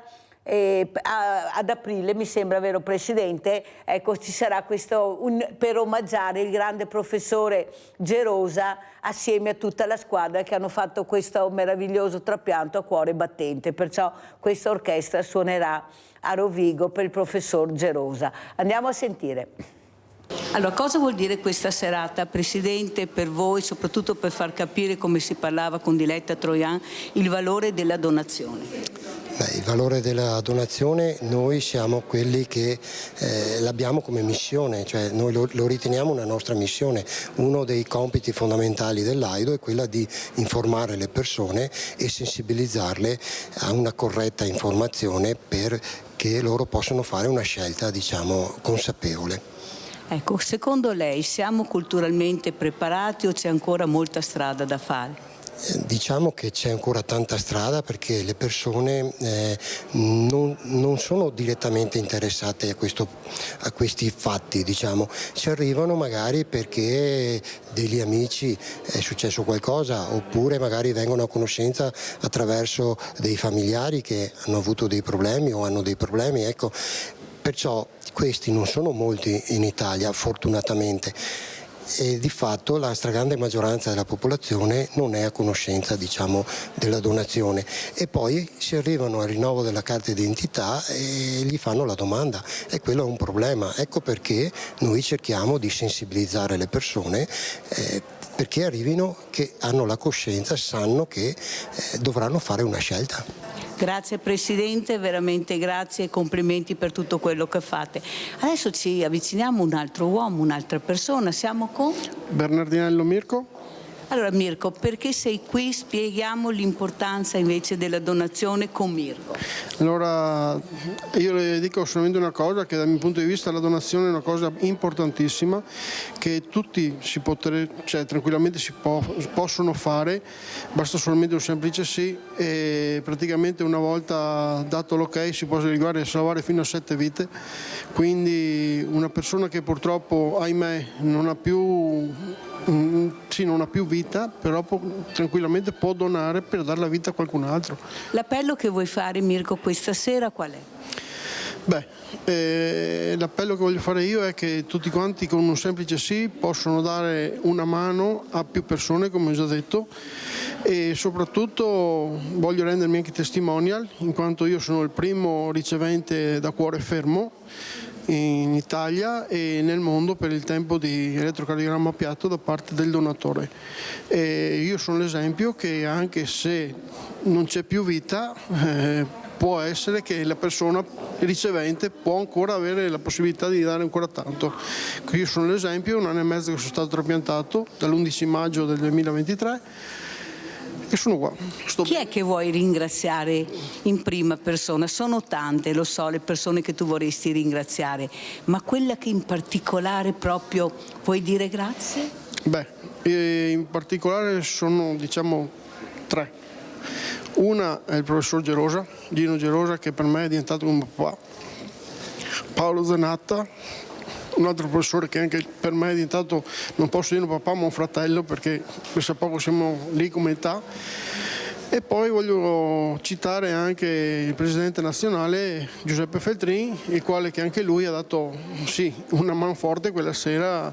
Naturalmente poi ci sarebbero tante altre persone, tra cui anche la Patrizia che è qui presente, e dopo 2 persone in particolare che queste potrò sempre dire che sono i miei angeli custodi, mia mamma e mio papà.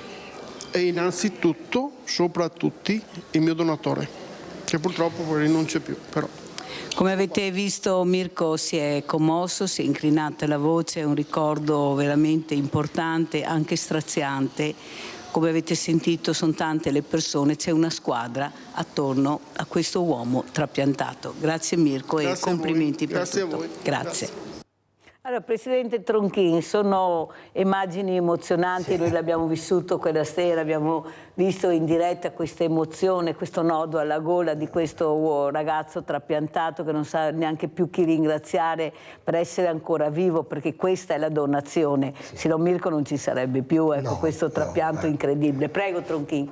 Beh, diciamo che questo è grazie anche alle equip mediche che hanno contribuito a portare al top a livello mondiale. Se noi pensiamo che le nostre equip che negli anni hanno migliorato, diciamo, le tecniche dei trapianti, ma si sono date da fare proprio per aumentare il numero di trapianti, perché questa tecnica del cuore battente, la tecnica del prelievo da cuore fermo, diciamo dopo 20 minuti, ecco, sono tutte tecniche che sono state sviluppate in Italia. Dovete tener conto che l'Italia a livello mondiale diciamo, ha aumentato il proprio numero di donatori per milioni di abitanti, perché abbiamo superato le 30 unità per milione di abitanti, e questo è un fatto molto importante, specialmente in Europa. Stiamo primeggiando anche in Europa, però il fatto importante è che la qualità di vita dei trapiantati rispetto ad altre nazioni in Italia è migliore.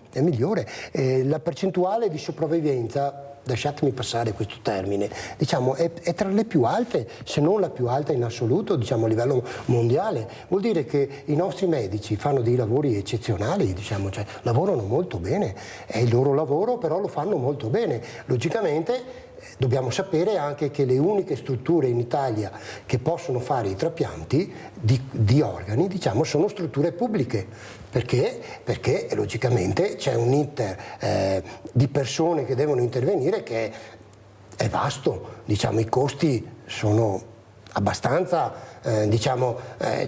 importanti, diciamo. Però poi se noi facciamo riferimento, salviamo una persona, quant'è che costa una persona? Cioè, non ha valore il costo di una persona. Più chiaro di così non si può. Allora adesso vorrei sentire anche Jonathan Montanariello su questo terzo, quarto mandato, ecco, da osservatore, da politico di vecchia data, come vede questa divisione, le regole non valgono più, è il popolo che deve decidere. Cosa ne pensa Montanariello e come finirà secondo lei da politico che sa di cosa si parla?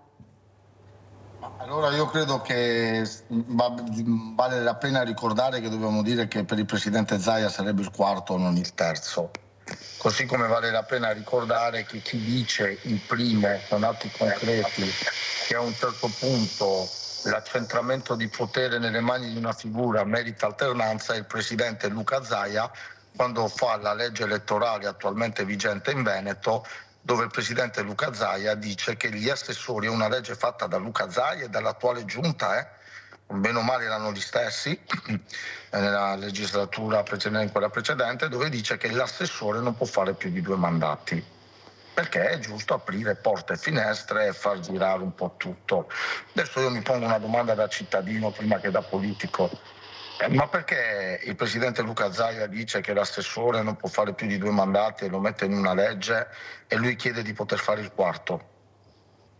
Questo è un esempio chiaro di come, al netto di come la si pensi sul mandato o no, c'è una visione personalistica di quella che è la politica da parte della destra, dove addirittura crede che le leggi possano essere plasmate non per un'architettura legislativa o istituzionale, ma in base a quelli che sono i desiderata della persona. E questo secondo me è il primo errore, perché se c'è una regola vale per tutti. La regola è a garanzia di tutti, si chiama democrazia, siamo morti in guerra per conquistarla, e non può essere che si decide invece che la legge si cambia in base di desiderata personale, cioè gli assessori non possono farne 2, lui però si può mettere a capo degli assessori e farne 4 di mandati. Questo è il primo elemento. Secondo elemento, io credo che alla fine loro non si divideranno, perché è impossibile pensare, cioè ricordiamo che il capo della Lega è Salvini che con una percentuale di consenso sotto le 2 cifre fa il vice premier, ha una nutrita pattuglia di parlamentari e di assessori nelle giunte di ministri ed è in tutte le giunte del centrodestra di tutta Italia, anche dove hanno una percentuale molto esigua come Lega. Cioè, secondo lei, se questo schema nazionale salta, Salvini col 7% continua a fare il vice premier? Se questo schema nazionale salta, dove la Lega ha il 5%, continua a essere nelle giunte regionali? Quindi è evidente che pensare che loro si dividano voglia dire che si dividano anche nel governo, non certo il Veneto, che è una delle regioni più importanti d'Italia, si dividono e il resto è una scelta indolore, quindi secondo me è un grande bluff. Terzo, io sono amareggiato, l'ho detto anche in aula, sono davvero, guardate, ve lo dico senza mezzi termini, senza ipocrisia, senza voler fare sceneggiate, io sono davvero amareggiato perché sono 3 mesi che con la gente che viene licenziata, la povertà che in Veneto aumenta, prestazioni sanitarie che non si riescono ad avere negli ospedali, gente che non riesce a pagare le rette ai propri figli, scuole e asili che non riescono a pagare le bollette in caso di privati che comunque danno un servizio. Manifestazioni ogni cantone del Veneto per aziende che chiudono. Chi governa la regione è 4 mesi che sta parlando solo del futuro e dei loro desiderata personali. Cioè, con tutto rispetto per le carriere personali delle persone, che faccio il politico e so bene che possono avere un valore, insomma, più di quanto fuori venga percepito. Ma può essere che in Veneto è 5 mesi che non parliamo dei abbiamo aumentato l'IRAP, abbiamo aumentato le tasse, i cittadini non hanno le prestazioni sanitarie, nell'asili non si trova posto e noi è 5 mesi che abbiamo i governanti del Veneto pagati con i soldi dei cittadini che pagano qualcuno che si deve occupare di loro, che invece stanno litigando tra loro. Però Montanariello, devo correre, ma anche voi non vi fate mancare niente con De Luca? Ma posso dire, guardi, io sono in Veneto e per quello che facciamo in Veneto. Il PD Veneto a oggi non ha mai fatto nessuna affermazione su quelli che sono i nostri destini personali. E non è che noi non ne parliamo nella sede di partito. Ma chi ha la responsabilità di dover guidare una regione? Ma può essere che l'assessore allo sviluppo economico Marcato non vada sui giornali per dirci cosa succede nell'impresa veneta, che è fatta di una spina dorsale di PMI, piccole e medie imprese in sofferenza, e va sui giornali per dire che se non ci sono loro si va da soli? Ma è normale che il presidente Zaia non ci dica cosa stiamo facendo con i soldi in più che abbiamo aumentato dalle tasse, i schede veneti dove vanno? E ci viene a dire sul giornale che devono decidere prima i veneti se lui deve fare il presidente o no. Ma prima i veneti, ma se vogliamo tanto bene i veneti cominciamo a dargli una risposta nei servizi. Ma è normale che chi governa questa regione non sa parlare altro che del proprio destino personale, che è giusto che lo faccia, come lo facciamo noi, ma lo fai nelle sedi di partito, come figura politica. Quando tu diventi una figura istituzionale, sei l'assessore e presidente di tutti, anche mio che non ti ho votato. Montanariello, cos'è che la preoccupa di più di questo anno che si è aperto e non è veramente un anno piacevole, sentendo i numeri anche che abbiamo delle persone che stanno cercando lavoro, di persone che verranno licenziate, di negozi che chiudono, ma anche multinazionali, veramente lavoro che non si trova. Io dico sempre, l'ho detto anche stamattina, che ieri mi ha chiamato un ragazzo, un uomo giovane, mi ha detto: io non trovo lavoro, Mirella, ho mandato di tutto e di più, e ha la patente D, e ha mandato anche dove sapete che dicono che cercano nessuna risposta. Capisce che c'è qualcosa che non torna, Montanariello? A me preoccupa di più il fatto che noi viviamo nell'iperuranio. Cioè, a me preoccupa più che tutto ciò che lei ha detto, Mirella. Io sono stato un'ultima manifestazione con i cittadini su 2 piazze sabato contro le chiusure degli uffici postali, quindi insomma i cittadini ogni minuto ci ricordano il dramma e di come c'è una forbice in Veneto, che chi è ricco è sempre più ricco e chi è povero è sempre più povero. Mi piacerebbe ogni tanto sentire parlare di lotta all'evasione fiscale, Spisal. Ne abbiamo parlato ieri, Montanariello, nella mia trasmissione, grazie. Ma per fortuna lo fate voi giornalisti, Per fortuna lo fate voi giornalisti, ma purtroppo Mirella non la può fare lei la lotta all'evasione fiscale, la deve fare il legislatore. Ma parlarne sì però Montanariello, perché non si può mettere sempre la polvere sotto il tappeto, bisogna iniziare a parlare molto di più e non essere tiepidi ma essere rock. Sentiamo, devo chiudere, Presidente Tronchin, cosa spera nel 2025, che messaggio vuole lasciare questa mattina? Diciamo che la nostra missione è quella di cercare di sensibilizzare le persone.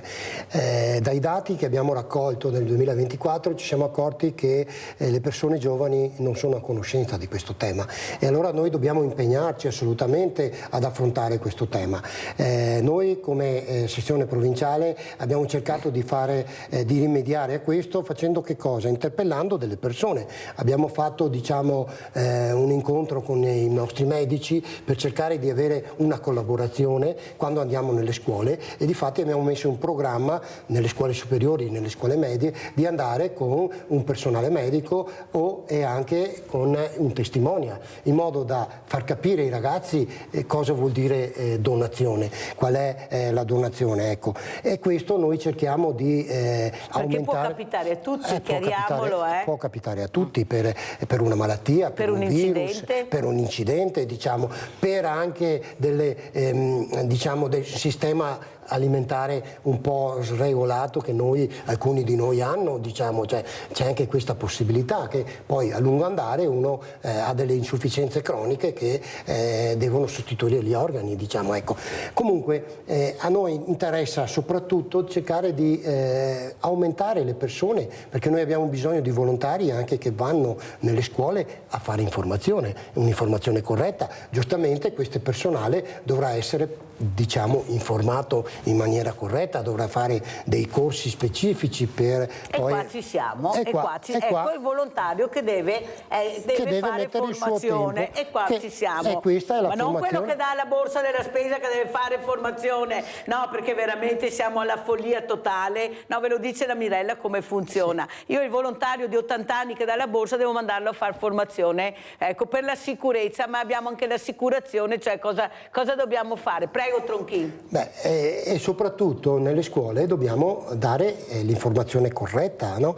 E l'unico che può dare l'informazione corretta è appunto il personale che fa anche questo tipo di attività. Ecco che ad esempio il COT di Treviso, e stiamo in contatto anche con gli altri COT, cos'è il COT? È il centro ospedaliero di Trepianti. Da spiegare le sigle, perché le sigle vanno è il personale che lavora in rianimazione, che è strettamente a contatto, perciò loro sono preparati nel miglior modo possibile per affrontare questo tipo di tematiche, e loro ci hanno messo a disposizione, si sono messi a disposizione dopo il proprio tempo di lavoro, cioè anche loro fanno un sistema di volontariato, perché poi al termine del loro orario di lavoro vanno a fare il volontariato, perciò si impegnano ulteriormente. L'età dei volontari che avete, Tronchin? Diciamo che l'età media è abbastanza alta, come tutti i volontari.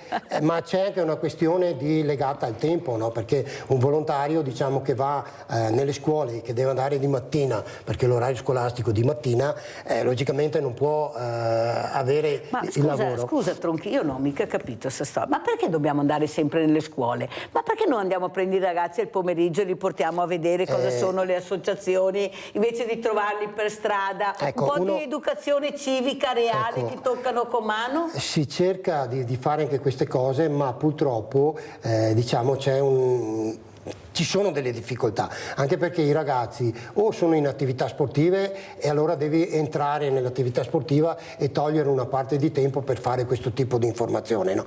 Oppure devi andare a trovarli sulle piazze dove si aggregano, però ultimamente con l'avvento di questi social media l'aggregazione è inferiore a mio avviso, cioè si vedono pochi ragazzi che si riuniscono, si vedono tanti ragazzi con il telefono in mano, con i tablet in mano. Però Tronchin, io ho avuto questi istituti ospiti qui a Sveglia Veneti e mi piace ascoltare questi ragazzi, e non è vero che loro non sono incuriositi nel vedere, nel toccare con mano, ma vogliono essere loro i protagonisti. Non è che devono sempre ascoltare, devono anche vedere, capire cosa gli attira di più. Dobbiamo fare questo, ma la burocrazia ci impedisce di fare l'assicurazione, i mezzi di trasporto e i genitori che devono firmare e intanto poi li vediamo quei pochi che riescono ad avere l'attenzione, stanno facendo disastri con altri ragazzi tantissimi, tronchi, che non escono più di casa perché hanno paura di questi 4 boletti che ci sono nelle strade. Allora Montanariello, come ci saluta e cosa vuole dire? Io intanto vi saluto, la ringrazio per l'invito e vorrei dire, Mirella, che mi complimento con lei perché ha il coraggio di, ma non lo dico per una capatazzo benevolenza, la dico perché ha coraggio di parlare di temi spinosi importanti e cercare sempre la verità, e questo è importante, perché avere una libera informazione che si occupa di temi spinosi per la politica è un pungolo per la politica che è costretta a prenderne atto. Io mi auguro che la politica veneta si incomincia a occupare un po' più del Veneto e meno dei destini personali, e che chi governa questa regione venga sul pianeta Terra via da lì per uranio, perché se lei pensa che quest'anno abbiamo fatto un bilancio che è un bilancio ordinario, cioè come si faceva prima della pandemia, bene o male, tranne dove eravamo costretti a fare qualche aggiustamento con un'architettura economica che è quella, vuol dire che non abbiamo capito sia cosa è successo dalla pandemia in poi e sia cosa sta succedendo nel sistema socio-economico veneto. Interrompo un secondo solo, Montanariello, perché abbiamo Maria da Dolo, l'ultima telefonata della seconda parte. Vai Maria. Buongiorno Mirella. Mi piace ascoltare le vostre opinioni che sono molto interessanti, però io sono un'operaia di un calzaturificio della Riviera del Brenta. Tutta questa tecnologia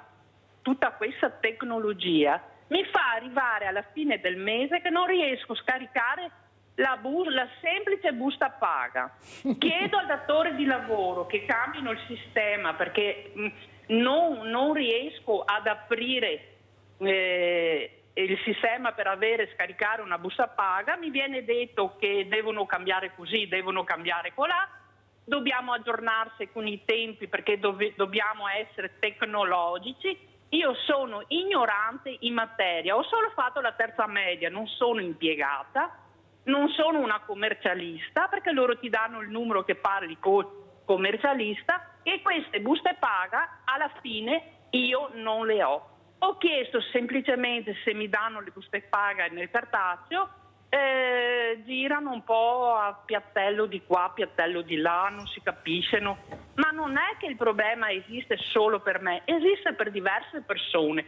Avevo pensato magari di andare questa settimana dai sindacati, vedere se loro mi danno una risposta perfetta da devolvere al datore di lavoro, in maniera che lui capisca che io ho detto una parolina magica e mi possa dare la busta paga nel cartaceo. Non riesco a capire perché io sono ignorante in materia, loro sono intelligenti, non riescono a mettere una fotocopiatrice col numero di matricola, semplicemente ognuno va a ritirarsi la semplice busta paga.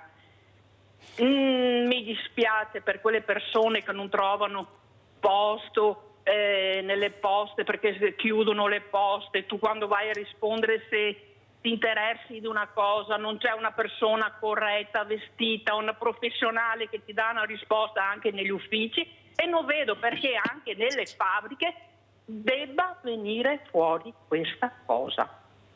Grazie cara Maria, molto chiara. Penso anch'io che hai intrapreso la strada giusta per vedere se riuscirai ad avere finalmente questa busta paga. Montanariello. No, do un consiglio alla persona che ci ha telefonato. Nel momento in cui, da ex sindacalista insomma, nel momento in cui il datore di lavoro la obbliga a dover andare su una piattaforma per avere la sua busta paga, che è fondamentale anche per vedere se quanto da lei lavorato corrisponde alla retribuzione, io spero che il datore di lavoro gli fornisca anche la strumentazione per farlo. dove c'è scritto che io devo avere un telefono Android o iPhone e devo avere la connessione per andarmela a scaricare. E se uno è come tanta gente che conosco, che ha ancora il telefonino con i numeri analogico, e dove c'è scritto che io devo avere la stampante a casa, e dove c'è scritto che devo avere i soldi per la cartuccia. Quindi io spero che il datore di lavoro gli fornisca l'apparecchiatura per poter accedervi, altrimenti si fa come succede in alcune aziende, che si mette un bel totem nella saletta e negli spogliatoi dove tu metti nome, password, e dal nome e la password hai la tua turnazione, il tuo 730, la tua busta paga, e te li giri magari via email da lì in qualche modo. Cioè, dove c'è scritto che io devo avere il PC, la connessione e tutto? Io mi auguro che il datore di lavoro fornisca ai dipendenti della strumentazione idonea. Come faccio io a vedere, se non vedo la busta paga, se le ore di straordinario me le pagate tutte?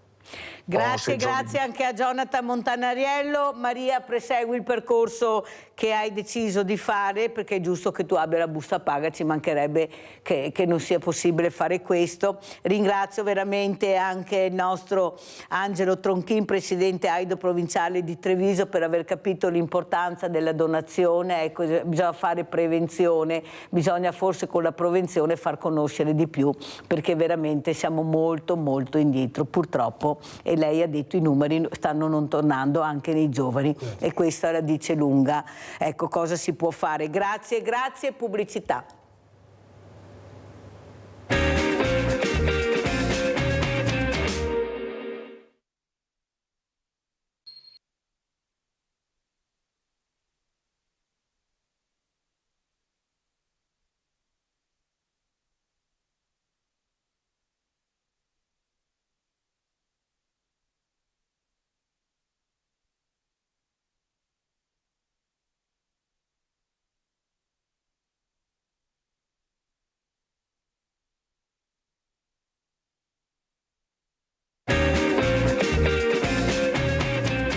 Vi presento altri due graditissimi ospiti. Abbiamo in presenza Mario Sanson, delegato provinciale CONI di Treviso. Grazie veramente Sanson di essere qui con noi. Saluto anche, vediamo se è collegata, Diana Orfei, eccola qua. Ciao Diana, grazie di essere qui. E voi direte, come mai c'è Diana Orfei questa mattina? Perché si parlerà di politica con Diana Orfei. Dicono ai giovani non interessa la politica, sono lontani dalla politica, bisogna avvicinarsi di più.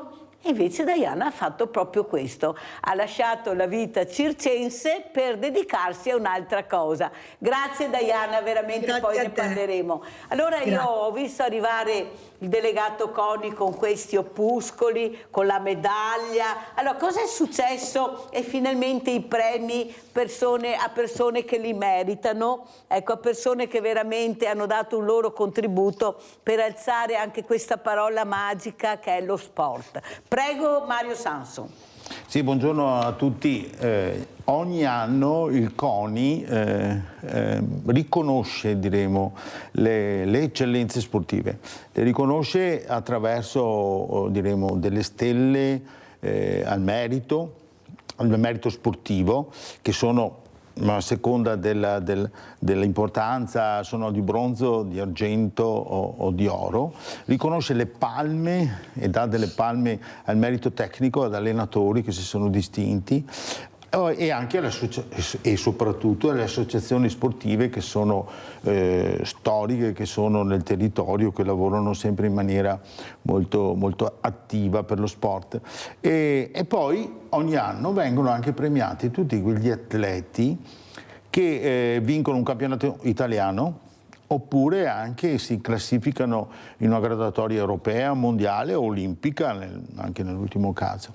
Ecco, ieri è successo questo, appunto, che normalmente questa cerimonia è una cerimonia delle benemerenze in cui sono stati invitati diremo, le massime autorità politiche, militari, con tutti i sindaci dei rispettivi atleti, assessori, con tutti i presidenti di federazione. Eravamo in sostanza più di 200 ieri pomeriggio all'auditorium dell'ex chiesa Santa Caterina di Treviso, appunto per questa cerimonia molto significativa per quanto riguarda diremo, il CONI, ma soprattutto molto ma molto sentita da chi riceve il premio. Allora, io leggerei anche i premi, come leggo anche la dichiarazione dei redditi e soprattutto questi contributi che la Regione ha dato alle associazioni. Questa mattina invece leggo i premi.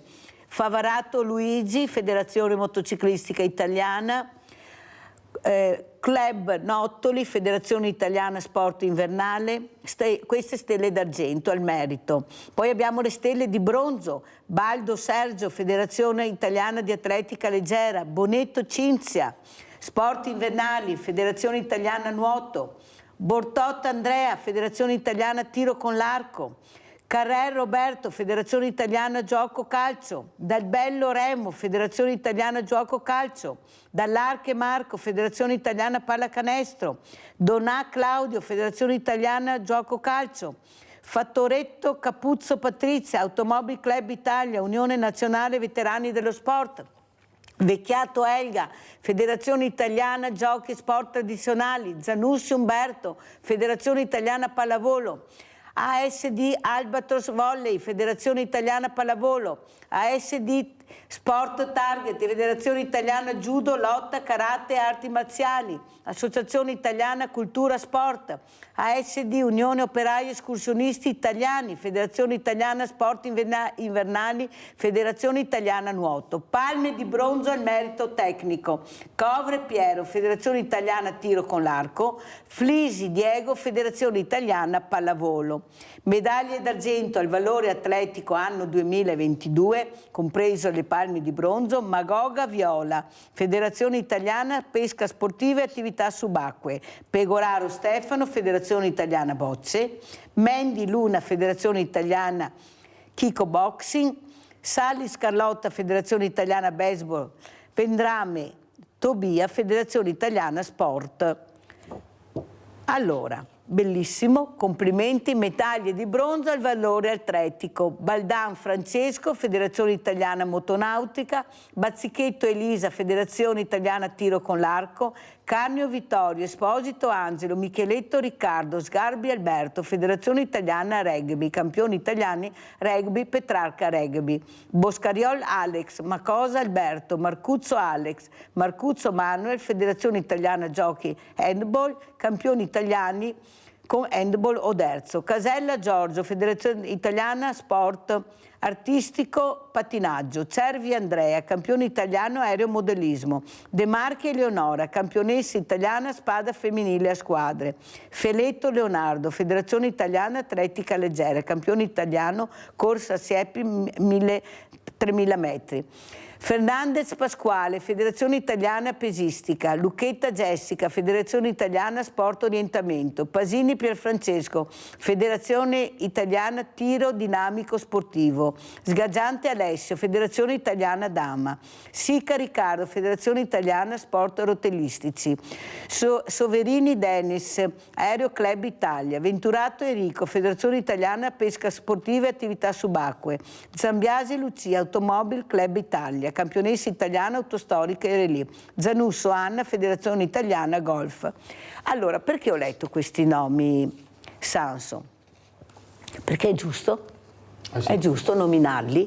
Se non lo faccio io, pochi lo fanno. Abbiamo sempre i nomi di grandi valori, ma questi qua sono persone che ci sono impegnate, che hanno capito l'importanza dello sport e vanno premiati anche citandoli questa mattina. Poi glielo dirà se vogliono rivedere, ecco, la puntata, per far capire che io do importanza a questi premi. Questi sono i premi che veramente hanno valore. Cosa ne pensi, Diana Orfei? Cosa dici? Che la Mirella ha letto i nomi, i cognomi di questi ragazzi che ce la mettono tutta per trovare i valori, le regole, il rispetto della disciplina sportiva e di se stessi. Vediamo se c'è... Eccola qua. Sì, sono più che d'accordo. Io sono un ex atleta perché ho fatto sport agonistico per 14 anni nel pugilato in prima serie, quindi so benissimo i sacrifici che questi atleti fanno quotidianamente, quindi che gli venga riconosciuto è solamente più che giusto, credo, no? Ascolta Diana, spiega questa storia allora della politica, come mai a un certo punto hai detto no, adesso anch'io voglio fare qualcosa in politica. Quando è nata questa idea, Diana?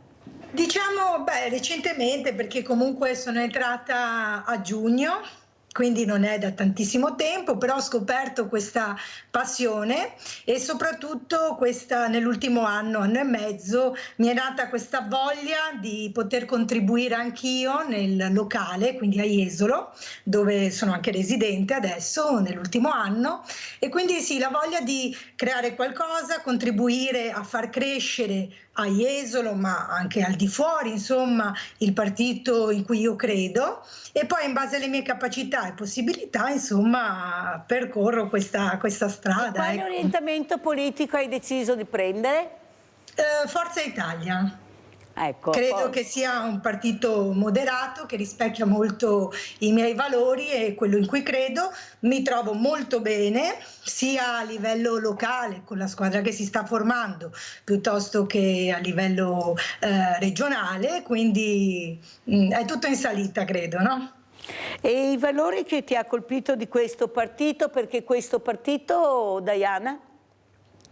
Innanzitutto è un partito moderato, fatto di persone secondo me che hanno un'idea molto liberale, no? E quindi anche il potersi esprimere, confrontarci, perché sono abbastanza convinta che non per forza dobbiamo avere la stessa idea, ma quando c'è il confronto c'è anche la possibilità di crescita. Quando invece non c'è la possibilità di confrontarci, viene a meno la possibilità di crescita. Quindi queste sono, diciamo, le motivazioni.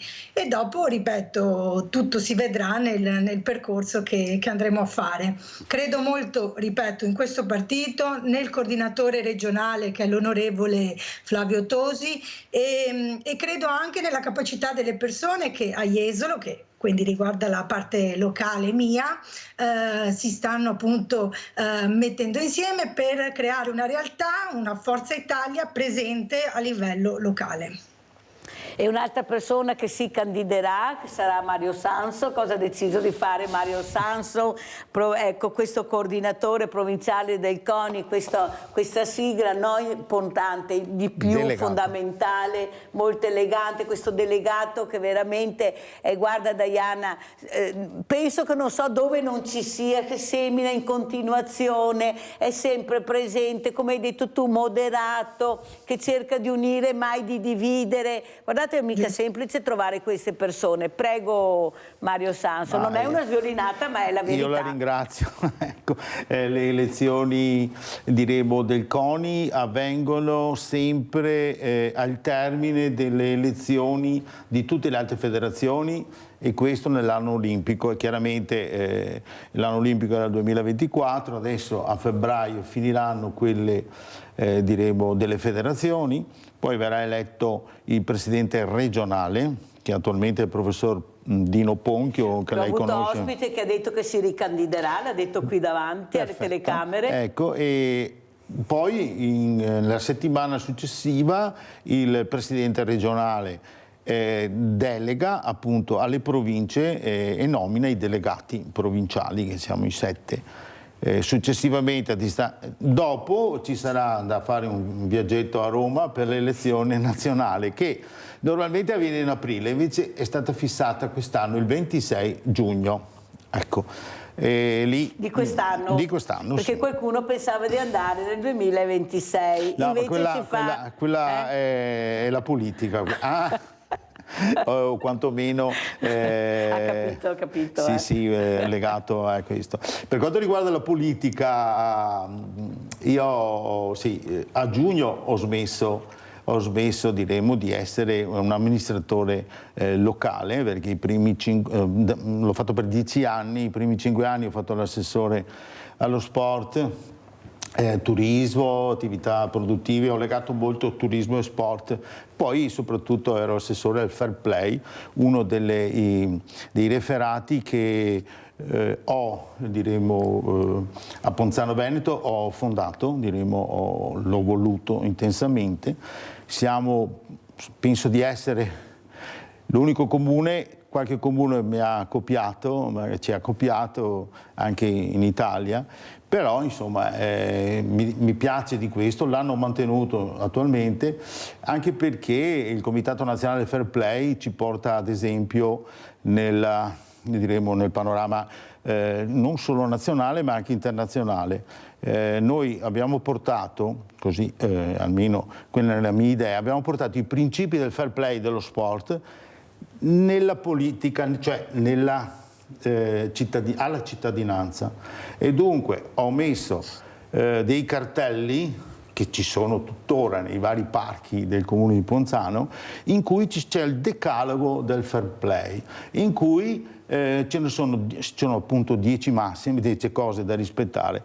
Alla fine si conclude: se tu rispetti quanto sopra, ricordi, sarai un bravo cittadino, non di più.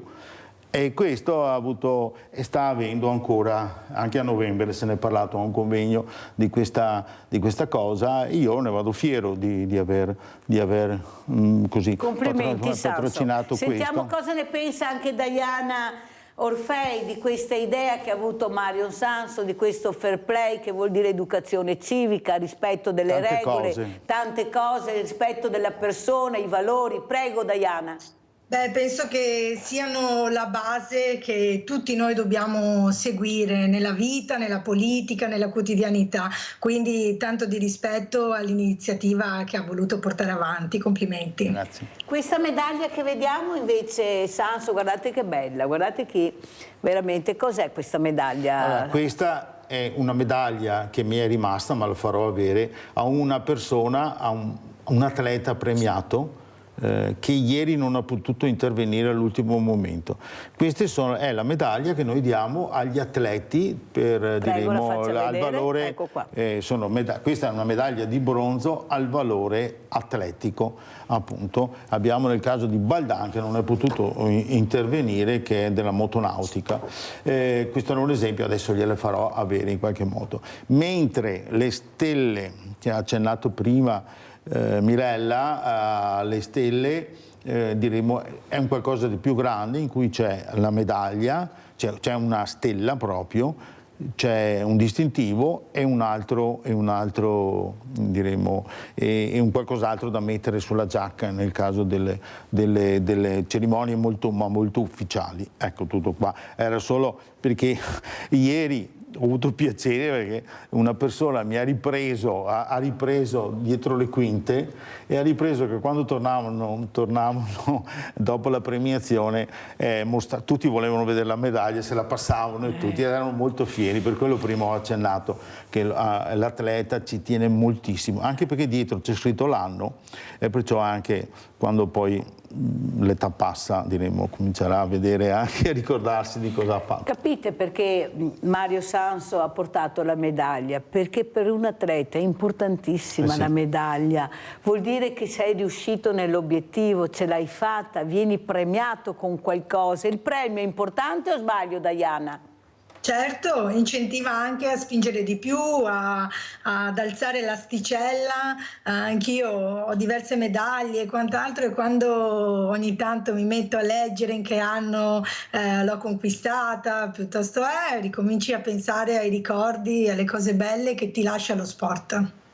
Un'altra cosa importante è, vorrei capire con il delegato Marion Sanso del CONI come va la situazione a livello di iscrizioni, come stanno andando. Molti giovani hanno detto hanno lasciato nel 2023, nel 2024 dopo la pandemia. Com'è la situazione? Come si sta aprendo il 2025 con queste associazioni, con le iscrizioni?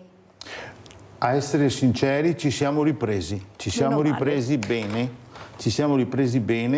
Io ho avuto occasione di essere in questa trasmissione nel periodo di pandemia, e dunque lanciavo anche gridi di dolore, perché effettivamente un po' alla volta invece ci siamo ripresi. Gente che ha smesso di fare sport, abbiamo parlato dei famosi dodicenni che non potevano fare sport di quel periodo, perché poi sono importanti, perché adesso hanno 15, poi arrivano ai 18 e cominciano ad avere risultati. Allora la mancanza di quell'anno o quei 2 anni, vediamo l'evolversi, ma ci sembra, abbiamo visto che abbiamo ripreso molto bene.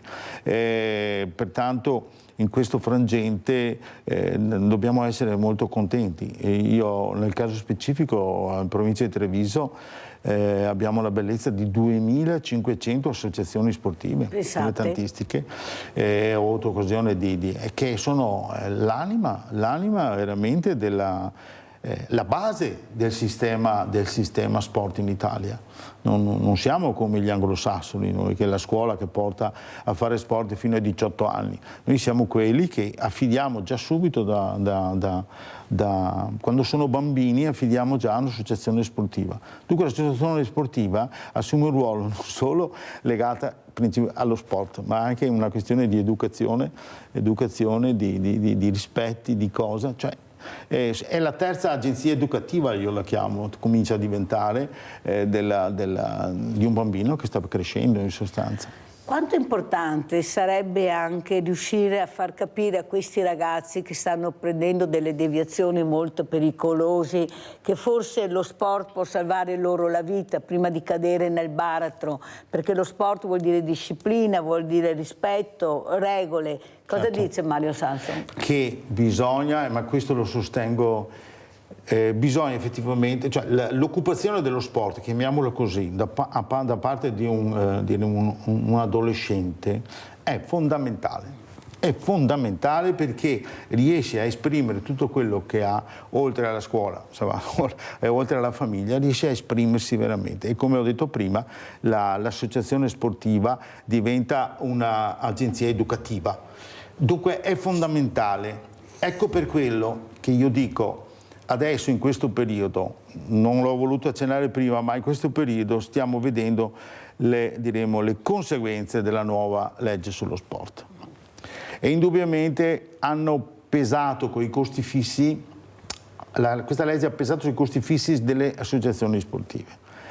Qualche associazione sportiva, ma diciamo che è una tendenza, riversa dopo sull'iscrizione del ragazzo, sulla quota di iscrizione, dunque riversa questi maggiori costi, rischia di riversarli, diciamo, ecco, sulle famiglie. E invece è lì il punto, bisogna aiutare, senza toccare le famiglie, bisogna aiutare le associazioni sportive.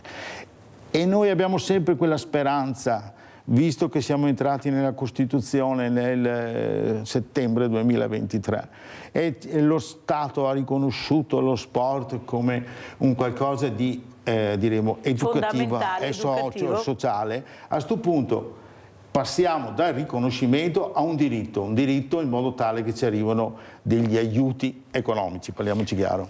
Mirko da Padova, vai Mirko!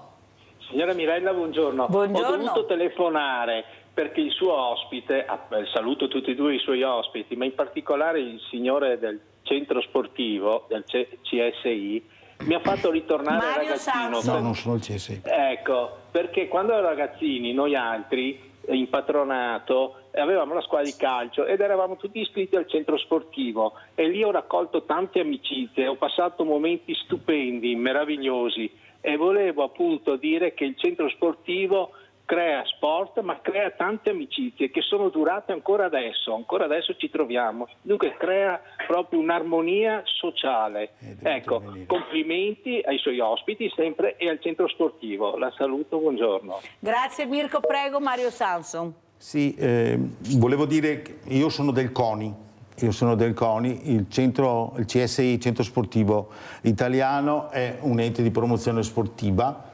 che fra l'altro sabato ha anche le elezioni provinciali. È vero quello che ha detto Mirko, che una volta il CSI, che operava molto negli oratori, diremo che favoriva tutte queste, come ho detto, le amicizie, oltre a imparare a fare sport e tutto. Purtroppo ultimamente gli oratori si sono un po', sono stati un po' abbandonati, e torniamo al discorso dei ragazzini. Sono i preti. Ecco, il problema qual è? Che ci sono delle cose che anche la Chiesa si è posta.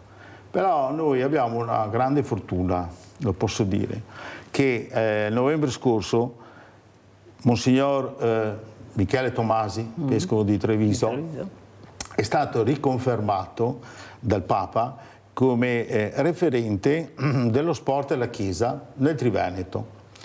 E abbiamo già avuto degli incontri in cui stiamo cercando dalla parte del CONI e lui dalla parte della Chiesa, diremo, di riportare le attività sportive all'interno degli oratori in modo tale che venga ricostituita l'attività che veniva svolta una volta. Allora sentiamo Diana Orfei, non pensi Diana che anche tu dovrai fare la tua parte per far capire alla politica che ci sono altre esigenze? Abbiamo i giovani, abbiamo i diversamente giovani che stanno aspettando delle risposte importanti, non parole, bisogna agire per non perdere anche questi ragazzi, già ne abbiamo pochi, cerchiamo invece di recuperarli e dare risposte ai diversamente giovani, perché questa solitudine è impressionante. Vorrei far vedere le immagini di quella nonnina che è arrivata a 90 anni, Diana, qui alle 9 del mattino, ha preso la corriera, prima era arrivata in bicicletta alla fermata del suo paese per venire a chiedere aiuto di ascolto, Diana, solo ascolto. Pensate, questa nonna di 90 anni, guardate, era seduta su quella poltrona, ecco, questo dovrebbe far riflettere, queste mani, pensa che è arrivata con un panettone, Diana, lei è arrivata con un panettone, ecco, forse anche tu, se veramente hai deciso di fare questo, ricordati di quello che ti fa vedere Mirella, di quello che hai sentito dal delegato CONI Mario Sanso. Prego Diana. Certo, io credo Mirella che a volte si fa come gli struzzi, si mette la testa sotto la sabbia e non si vuole vedere la realtà. E credo che le persone anziane devono essere prima di tutto tutelate e come nella stessa maniera che sono le persone più giovani, no?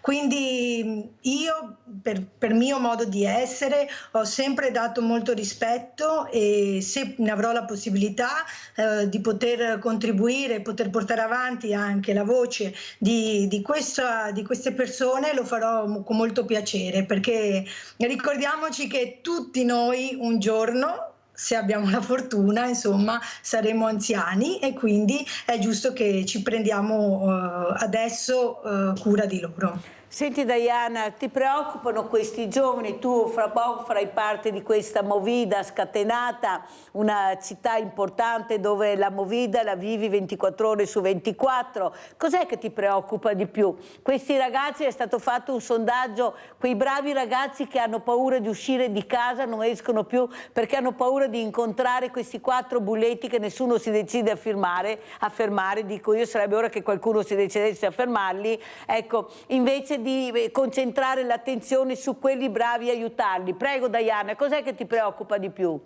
Beh, sicuramente è un fatto di attualità, quindi tutti noi siamo preoccupati per questa situazione. Credo che bisogna avere il coraggio di usare un pugno duro verso questa situazione e tutelare appunto la parte migliore, i giovani che hanno voglia di fare, che ovviamente non vanno in giro a fare disastri. Quindi bisogna avere il coraggio di prendere posizioni e so che purtroppo anche in politica a volte non lo si fa, invece bisognerebbe avere il coraggio di prendere posizioni contro una realtà che andando avanti peggiorerà sempre se non si ferma. Grazie a Diana Orfei. Sentiamo Mario Sanso cosa dice invece per fermare questi ragazzini. Alla fine sono ragazzini, 14, 16, 17 anni. Ieri ho avuto una persona molto competente, esperto, un medico, che ha detto che fino a 20 anni il cervello sta crescendo, perciò attenzione a questo. Prego Mario Sanso, cosa si potrebbe fare anche come sport, anche per cercare di far loro intraprendere un percorso diverso anche di educazione e di rispetto? Io ritengo che lo svolgimento di un'attività sportiva sia qualcosa di fondamentale, cioè i ragazzi non devono, a quell'età, non devono fermarsi e magari andare a scuola e poi diremo non fare nulla, nient'altro. Per fare questo indubbiamente adesso si sta operando, siamo in ritardo, però è chiaro, siamo in ritardo in Italia. Bisogna cominciare a operare nelle scuole, cioè diremo già alle elementari far capire l'importanza dell'attività sportiva, ma non lo parlo perché io sono del CONI e è perché è ormai riconosciuto che attraverso lo sport si raggiungono determinati diremo modi di vedere, modi di fare e via discorrendo. Prima lei ha accennato, Mirella, del discorso del rispetto delle regole, è fondamentale. Nello sport c'è il rispetto del compagno. Quando c'è il rispetto, automaticamente un ragazzino cresce con questi principi. È chiaro che quando va in piazza, se ha rispetto delle persone, non succederà null'altro. Noi cerchiamo in tutti i modi pertanto di far aumentare la frequentazione dei ragazzini all'interno la scuola. Un po' alla volta sta avvenendo. Adesso nelle scuole elementari, già in quarta e in quinta elementare, c'è un professore di educazione fisica, uno che si dedica completamente, cosa che invece prima era demandato, alla maestra. Certo. E poi nelle prime 3 classi, prima, seconda e terza, c'è un tutor che appunto in accordo con la maestra interviene su alcune attività proprio per aiutare i bambini a fare sport.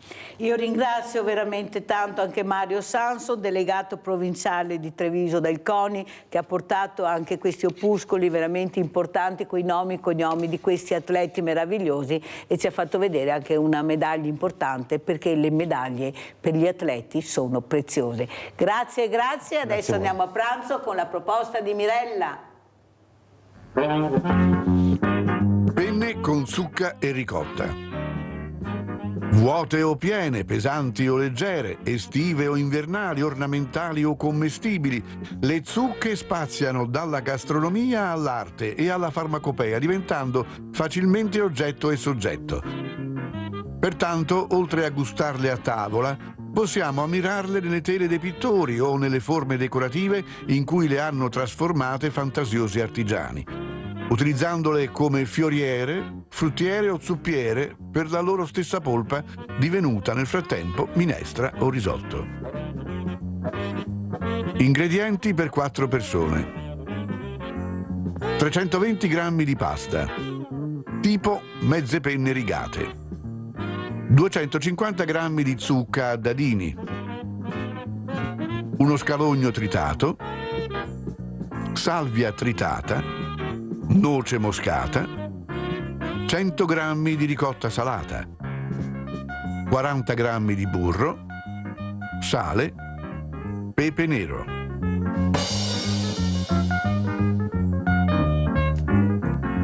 In una casseruola mettete il burro, la salvia, lo scalogno e un pizzico di sale.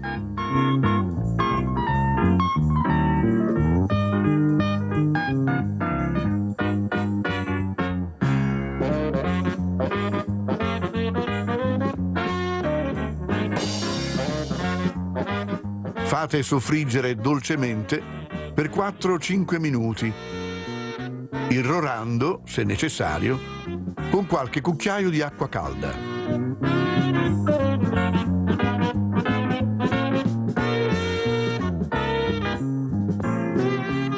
Quando lo scalogno sarà perfettamente appassito, unite la zucca e proseguite la cottura per 7-8 minuti con il coperchio, fino a che i dadini di zucca risultino morbidi.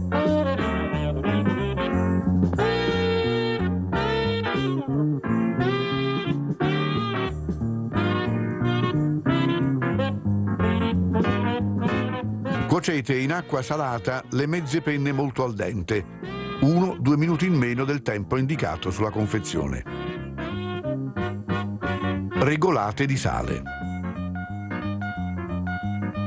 Scolate le mezze penne direttamente nella casseruola con il sugo. Rimettete sul fuoco. Mescolate e fate insaporire a fuoco medio per 2 minuti.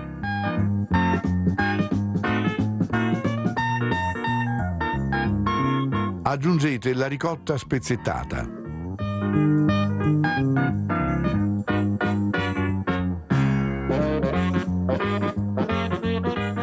E insaporite con una grattugiata di noce moscata.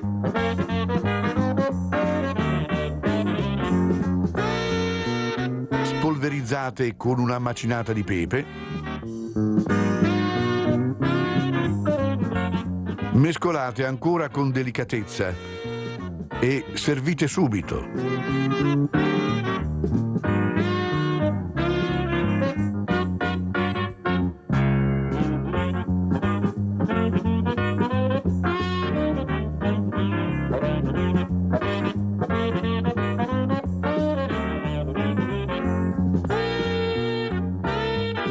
E buon appetito!